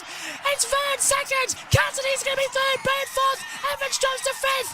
It's all blown into the last corner. Vern second, Cassidy third, Burn fourth, Evans second to fifth. Nato sixth, Gunther, Verline across the line, but it's Dennis who delights in domination with Diriyah Race 1 victory. Jake Dennis bounces back and wins. It is Jake Dennis who takes his first win of the season. Get in. Woohoo! Yeah, boy! Oh, double figure win, first time for me. Yes! His first win in Diriyah. 10 wins across the board now for Jake Dennis. Here's Karoons. A fantastic masterclass there. A win by over 13 seconds. I mean, yeah, I didn't expect that going into the race. Absolutely incredible job by the boys. The strategy, getting the overcut and getting the job done. 13-second win, double figures for me, and yeah, so happy after a difficult Mexico. But yeah, world champions back. Well done. Sean, what do I... Amazing job. Amazing job from Jake Dennis there. Fantastic atmosphere down in Andretti Global. Their first win of a rebranded Andretti. Used to be Andretti Autosport, now it's Andretti Global to come into it as well. And it is Jake Dennis who dominates race 1 in Diriyah. Brilliant win from the world champion. Vern second. And I love, we could have gone side by side there. That was a picture where we should have been side by side, seeing Dennis cross the line and the move with Evans, but we got it just right because Evans threw it up the inside of Vern, lost down the braking. It was a do or die, and he ended up 5th off the podium. Cassidy, though, 2nd podium in a row, Jess, 2/3. And you know what that means? Cassidy is leading the championship. Oh, God, you're right, yeah. 16-32. Here it is again. Yeah, Ed points that in the chat. Oh, and that was... So Cassidy, despite saying I'd give the podium to my teammate, he now leads the World Championship, leaving race 2. Oh, and TNT go to a break immediately. Typical, eh? So, after saying he'll give the race win away, he's just ended up with the championship lead accidentally. Nick Cassidy, who in the second half of last year was a dominating force, has now been put in the position, once again, of unexpectedly leading the Formula E World Championship. That's what Formula E is. Who says Formula E was boring? Mexico may have been a bit of a dull one, but Saudi Arabia, that was a very close, very exciting race. But brilliant from Jake Dennis. They just can't let him get out ahead. If Dennis didn't escape at the front, it would have been a very, very interesting end to the E3. Oh, right. Josh T, what did you make of that? It was a good race. Some banging and a bit of debris coming off of multiple cars. Unfortunate for Fenestraz. But we will have to see if he is able to get back out tomorrow, which I expect he will. Of course, we've got one more practice, one more qualifying, and one more race tomorrow as well. I'll tell you one thing, if it's the same tomorrow, I don't think I'll last another 24 hours covering it. I'm getting 12 hours of sleep this evening, going to bed at 9, waking up at 9. As well, so that's going to be my bedtime routine. I don't think it's going to... I'm going some tea now after this, because I think I'm going to need to calm down after that race as well. So, it's a Diriyah delight for Jake Dennis. He wins race number 1 here in Saudi. So as the ad breaks go on across the board, we will return to the world feed with TNT Sports and we join Tom Brooks and Dario Franchitti with Karun Chandnok for the podium interviews here from Saudi Arabia. So Jake Dennis it is who takes the spoils for the 2024 Diriyah E-Prix in commanding fashion as well. 2 podiums in 2 races here for Nick Cassidy, also in the Jaguar. He'll be absolutely delighted with the start to his season, Dario. Yeah, absolutely right. That I'm not sure he was expecting that. But you know, I think Nick Cassidy calling the strategy from the cockpit was something quite special. It's amazing, isn't Decent it? podium. Beautiful. Bring the cars up onto the stage, and Jake Dennis making his way in front of the crowd here in Diriyah, and holds the #1 board aloft as well, and rightly deserved. Look at the helmet lighting up under the lights. We didn't see that during the daytime. Saw the design, but not the full effect of it. Yeah, special design for him here this weekend, going green for Saudi. Great podium also for Jean-Eric Vergne in the DS Penske. He'll be pretty delighted. That was his first podium finish since Berlin 10 races ago. Finishing in second place, it was almost third position as the drivers go in to weigh themselves after the conclusion of a frenetic Diriyah E-Prix. So the drivers getting weighed, make sure all the numbers match up. Look how tall Jake Dennis is for that driver. I was talking to him, sorry to interrupt there, Dario. I was talking to him actually after Mexico. He's about 84 kilos there and thereabouts. He's 10 kilos heavier than some of the other drivers. Well, he's 20 plus heavier than Nick de Vries. Nick was talking about his weight this morning because he hasn't been feeling very well. That's true. Well, I mean, to be fair, Nick de Vries is knee-height on grass on the best of days. Well, there is Nick Cassidy, quite supreme strategy calling from him and the Jaguar team, working really nicely. Mitch Evans, he'll be disappointed to have lost out on that 4th place at the end. Yeah, well, absolutely right. But I think the trust level between teammates will have increased a lot during that race. Just seeing that, Nick did what he said he'll do, and Mitch, same thing. So that I think we'll see the Jaguar boys working a bit closer together now that they think they can trust each other. And it can't be overstated just how important that synergy is between teammates, especially at this early stage of the season. Yeah, no, absolutely right. You've got to build those trust relationships, and I was very fortunate to have some strong teammates who you could rely on. A couple that you couldn't, but mostly I was very lucky that you could rely on them, and it's super important to drive the team forward. Absolutely right. In terms of the Drivers' Championship as well, Pascal Wehrlein, 32 points, Nick Cassidy, 31 points, Jake Dennis, after taking the win, 28 points on the board there, in 4th place. 4 points separating the top 4 drivers. Amazingly close at this early stage of the season. Of course, we get to do it all again tomorrow as well.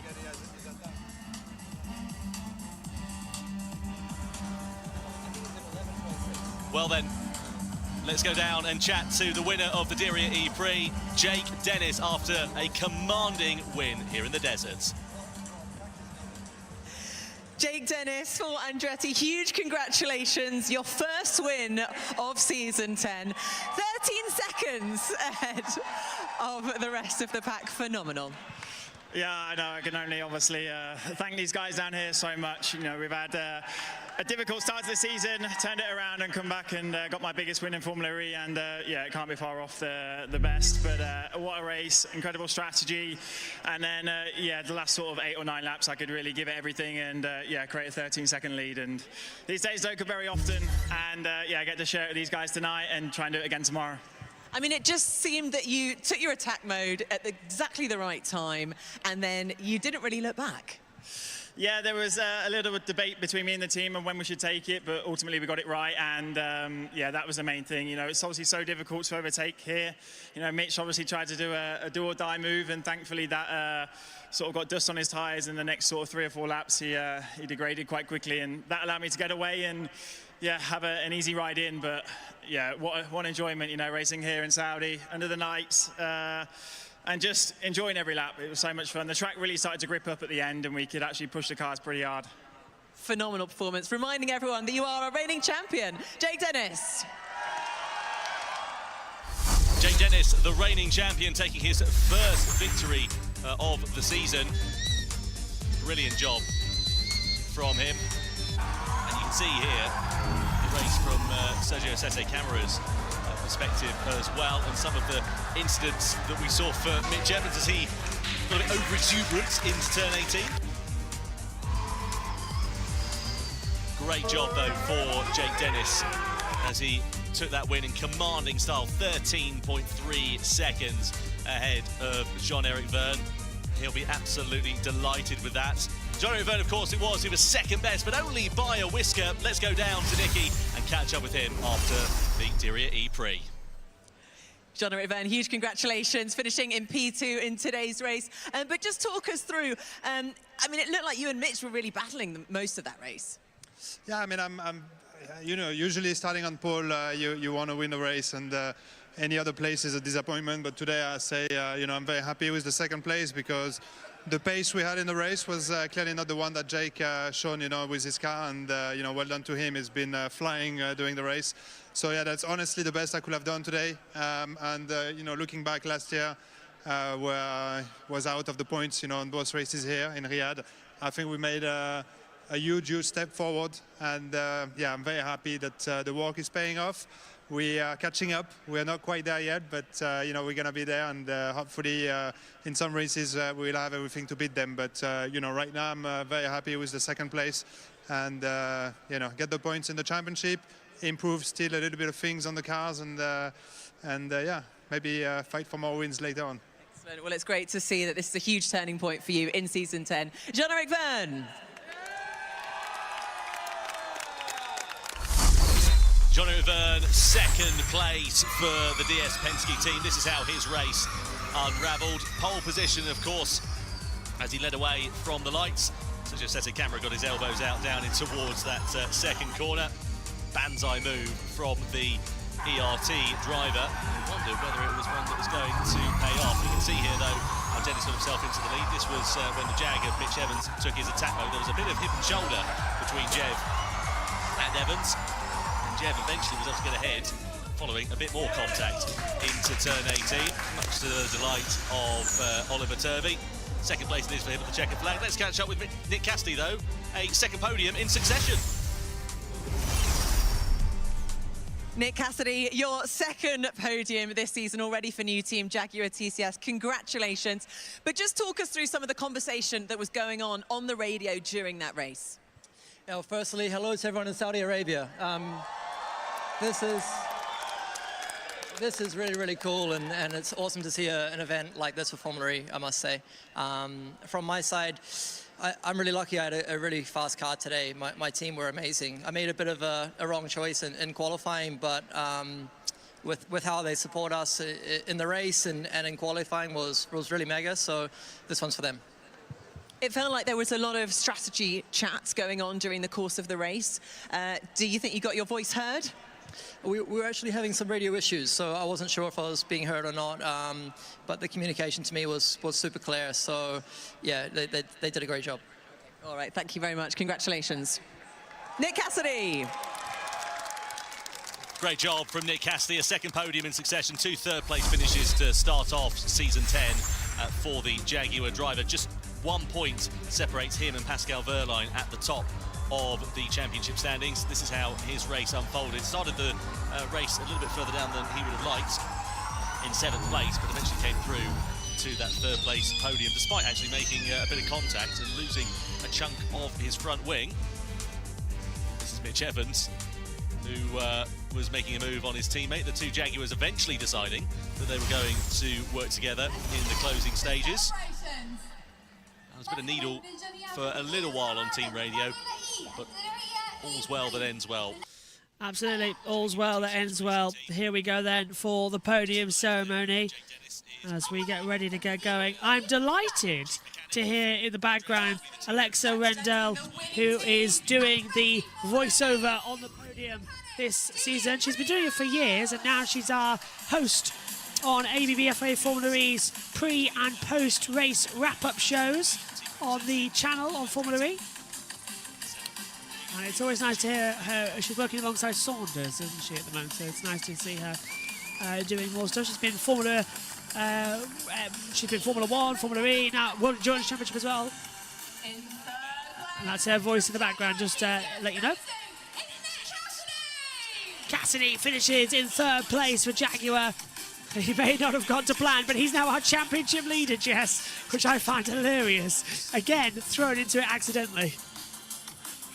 Well deserved. Consistency is key in Formula 1, he's definitely proven that, but Jake Dennis's win is, I think, going to help with that. And John-Eric Verne, I was surprised that he was happy with P2. I'm guessing it's because he was struggling at the end. I think we're going to see him take another victory tomorrow. He was P1 in the qualifying. It doesn't stop him doing that again tomorrow. Jake Dennis, though, with the fastest time of the weekend so far, 1:11.399. That was the finish time here for the race. But it is the perfect 10 for Jake Dennis. He is victorious in ABB FIA Formula E's 10th season. Adam says, my Formula E picker to win the championship is in first. Adam's picker winner for the world title is Jake Dennis to defend it. He's done it again. Jake Dennis wins. And we will hear once again the British national anthem for Jake Dennis and the American national anthem for Andretti. This great partnership which last year gave them the world and the team's championships. Can they do the same here this season? It was misery in Mexico. It's delight in Diriyah. And we will hear the national anthem of Great Britain. And now, the national anthem of the winning driver from Great Britain.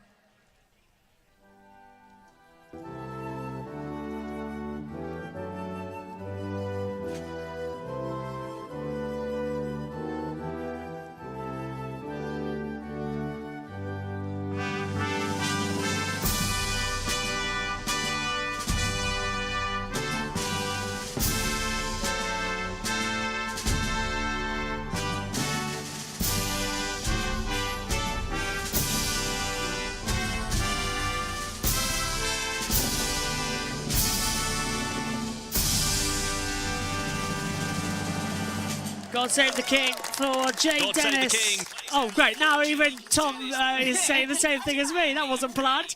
Okay, now the American national anthem for Andretti.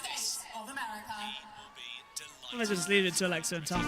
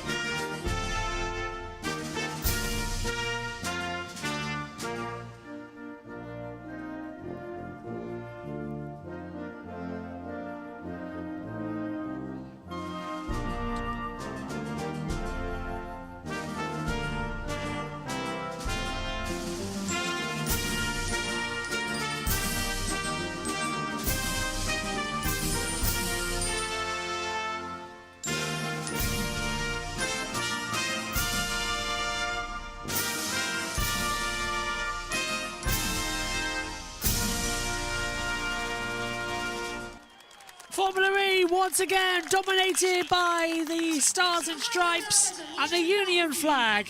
A fantastic opening domination race from Andretti and Jake Dennis here in Diriyah. Race 2 tomorrow will provide us with even more excitement. It always is chaotic when we go double racing in Diriyah.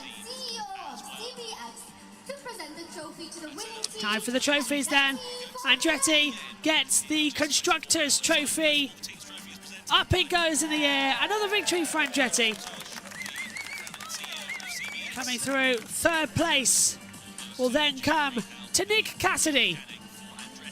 Out on the circuit in third. Sounds like Alexa's been replaced now by a local. Yeah. As they come through, there we go. Cassidy finishes in third position. Just give them the bloody trophy. Don't go to the others. Just give the driver the trophy. Sometimes I hate the podiums in motorsport because political people use it as a political boost to get photos with the right people. It's why I think podium ceremonies should be done by normal people, normal everyday people who present the trophies. The fans of the motorsport. That's what it's about. Not political atmosphere, not money. This is a podium for the drivers. It should be done by the fans who love the sport, not people looking to make a political buck out of it. Saying that, I've heard he's rumoured to be giving one of the trophies in the British Grand Prix. I'm not happy. I think anybody else will be as well, because it runs up... Oh, no, it's not who I think it is it? Let's see, it's running up to a general election. Yes. I'll give you one guess. Yeah, I know. Most people in Britain will know. I'm not going to say it on air. Yeah, but yeah. Jay Dennis gets the winner's trophy. He gets his championship back on track after the disaster in Mexico, where he finished P9 after a bad qualifying. He's P1 today. It's champagne time. The non-alcoholic champagne here in Saudi Arabia gets sprayed. No mun, the champagne. But the first race here in Diriyah is done. Race 2 of the season is complete. It's Nick Cassidy who is the consistent one. He has the championship lead, 16 points apiece. Gives him a total of 31 points on the board. 16 for race 1, 15 here today, 31 in total. The fireworks go off in Diriyah, but the work is far from done. Same time, same place tomorrow. 10 a.m. GMT for qualifying, 10 a.m. GMT for practice, 12 p.m. as well for the qualifying, and then back here at 4:30 for the build-up to the race. Lights out 5. We'll be off air slightly earlier tomorrow as we get ready for our coverage of the Rolex 24 from Daytona, which will kick off at 6:30. Our coverage tomorrow. Well, you're back up with us live now as we're getting ready to conclude the day with 10 minutes to go. And we promised that we had people trackside because the one and only wonderful Jack Pickering. Jack's gone out there for us. Hi, Jack. You're out there with Formula E Zone as well. And you are very pleased that you've been able to join us. How is it out there? And the rush to get it all sorted from Valencia to here seems to have gone really, really well. Yeah, it's honestly, it's fascinating the fact that we are actually here. We do actually have a test on, and we've got some running over the next few days. And only one day behind the schedule that we were actually planning to do. Everyone that I've spoken to today has just been absolutely amazed at how quickly everything's been able to happen. And yeah, I was speaking to Jeff Dodson. He does not have high praise for everyone who's got involved. We did have a minute silence on the grid prior to this first session that's happened this afternoon. And but yeah, as far as I'm aware, everything's run smoothly so far. We haven't had a red flag, and it's nice to see some cars back out on circuit. You can see them just behind you going, where are you? You at turn back of the paddock, so you're seeing 5, 6, and 7, right? Yes. Yeah. Yes. So I am on the Gulf store or whatever it's called. So if I'm going to spin round for you, so this is the paddock building behind me. You've got all the paddock down there as well.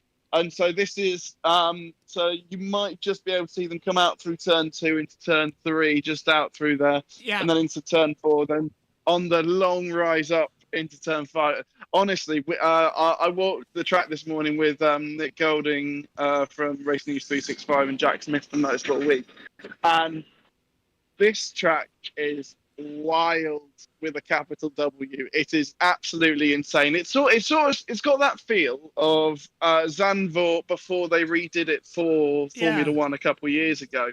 It's tight, it's twisty, and it's undulating like crazy. You can see behind me. This is one of the best runs up.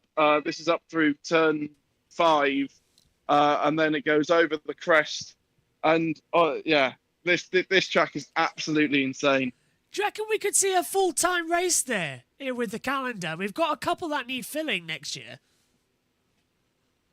This is something that we've sort of spoken about, and Katie Fairman was very vocal about, like, this is a great venue for Formula E.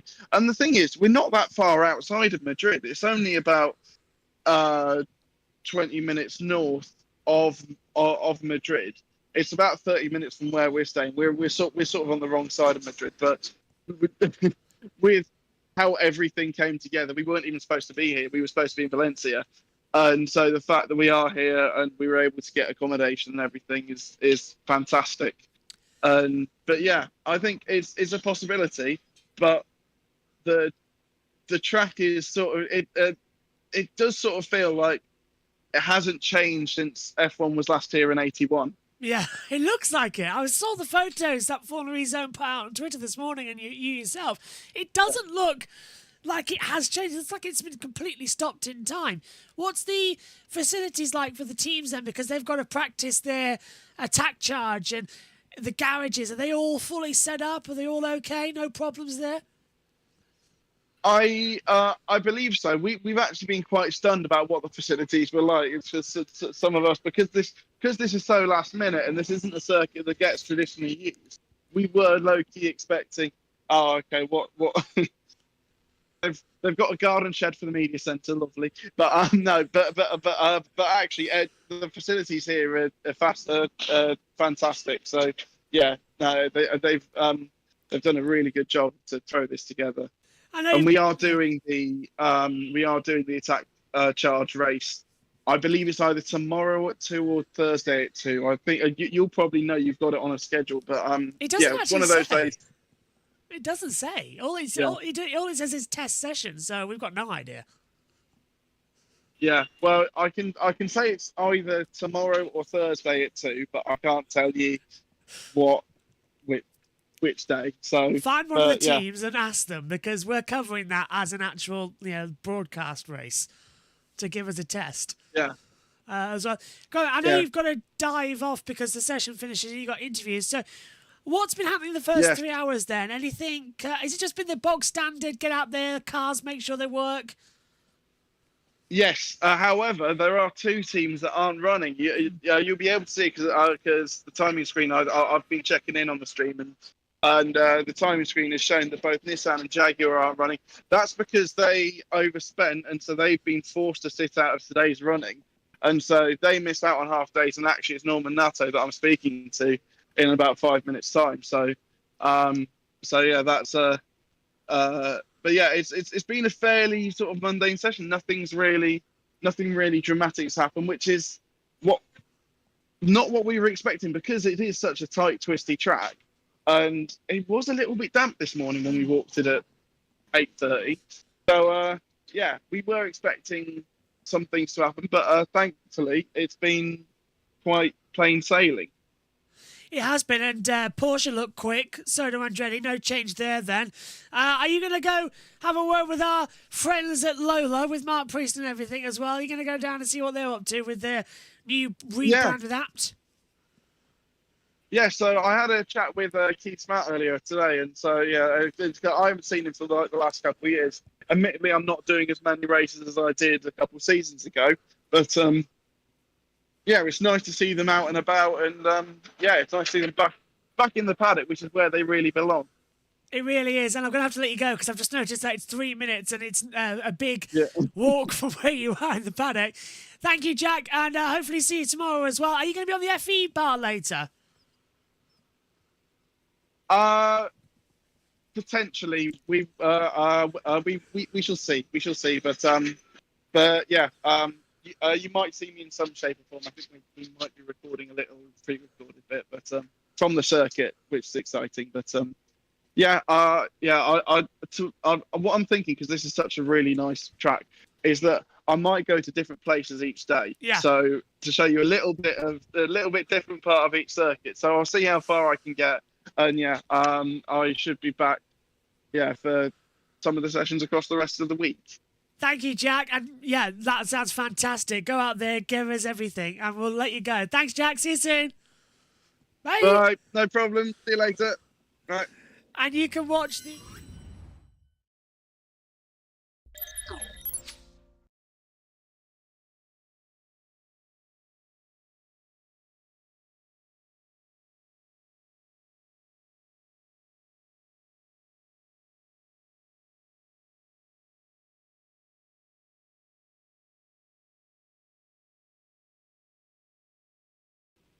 would help if I actually added the microphone back.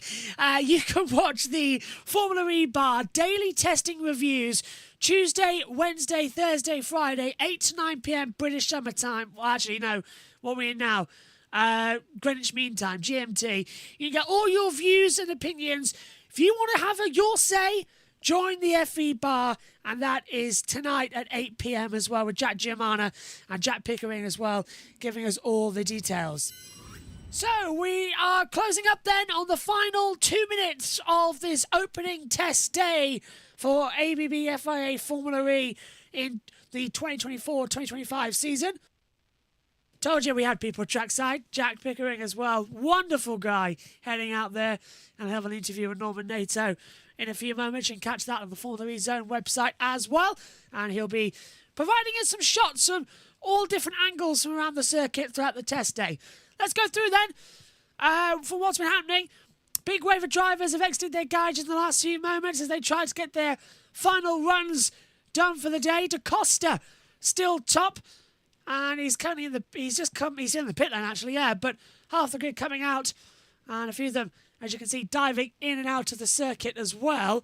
New paint job for McLaren here today as well, looks quite good. Sort of a black front, darker orange. So many people have been looking like a tiger. Envision Racing, currently 17th and 18th. Sebastian Buemi coming to a halt at the pit lane exit earlier. Team pushed him back to the garage. He's now out on the track to continue tallying up the laps in the final hour of today's session. Da Costa as well in the last 40 minutes. That's when he put that on the top of the board. Gunther broke the 129s as well. The Cairo car looks fantastic. So like a Jordan bright yellow, as we'll go through shortly as well. But the checkered flag has come out. The session has concluded. And the drivers will now venture around onto the circuit, finish their lap times, come back in as well. Car 11 as well.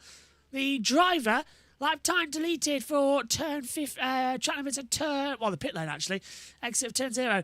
So that is going to be, just having a look at all the letters that come on and refreshing ourselves. Well, actually, where is that 15 on our timing monitors? Nowhere. Car 11, that's why, it's at turn 15, so that's Lucas de Grassi, isn't it? Without even having to look at it. I was thinking, why was it car 15? It's not car 15, it's car 11. That happened about 45 minutes ago. Flags out though, session's over. And just a reminder to you, we've got 16 hours until the next test session starts tomorrow morning as well. We're live all days for ABB FIA Formula E testing. We'll have guests, Jack Giamana, Ed Hunter as well. We'll have everybody else crawling into the comms box. Jack Pickering is trackside for us. You'll also be able to hear the Formula E Bar show tomorrow in our coverage as well. So everyone gets their news, views and opinions out. So we'll broadcast it here in audio form. If you want to get involved live on the show, get onto the Formula E Zone YouTube channel. The link is in the YouTube live chat and in the description as well. So you know where to go for all of that action. Final cars coming in then. Let's go through the first test session. It is Antonio Felix da Costa, fastest on a 1:29.220. Jake Dennis is second, 1:29.406.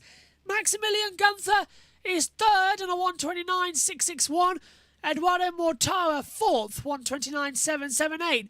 Stoffel Van Dorn is fifth on a 1:29.853. Nico Muller sixth, 1:30.016. Jake Hughes is seventh, 1:30.075. Pascal Verline is in eighth, 1:30.095. Jean-Eric Verne ninth, 1:30.114. Lucas de Grassi rounds at the top 10, 1:30.181. The first page wrapped up with Nick de Vries on a 1:30.212. Taylor Barnard, 1:32.30. Sebastian Buemi then goes in 13th position as well. That's with a 1:30.401. Sam Bird, 14th, 1:35.90. Dan Tickton, 15th, 1:35.93. Zane Maloney, 1:38.47. David Beckman on a 1:31.281. And Robin Frines on a 1:33.653. Penalty for breaching the cost cap, as Pico said. It is no time set for either Jaguar or Nissan of Mitch Evans, Nick Cassidy, Norman Nato and Ollie Rowland. Practice starts, taking part on the grid then, But that's the conclusion of the first day of pre-season testing for ABB FIA Formula E in this 11th year. Scary to believe it is actually our 11th year as well. Where does the time go? Absolutely just I can't hardly believe it myself coming into it. So, that's it then for all our coverage today. You can join us tomorrow for all the action. Back in around about 15 hours and 56 seconds as well. Thanks everybody for joining in as well on day 1. Day 2 tomorrow, 2 sessions, 3 hours in the morning, 3 hours in the afternoon. And if you're watching us in America, get out there and vote. It is crucial here this week as well, as to get your vote in if you're watching us stateside. Thanks for your company on day 1 of testing here in beautiful Harama. Don't forget to watch the Formula E Bar tonight, 8 PM British time. Daily review shows.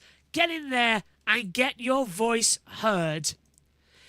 What a wonderful opening day. Join us tomorrow for more action from pre-season testing. Goodbye.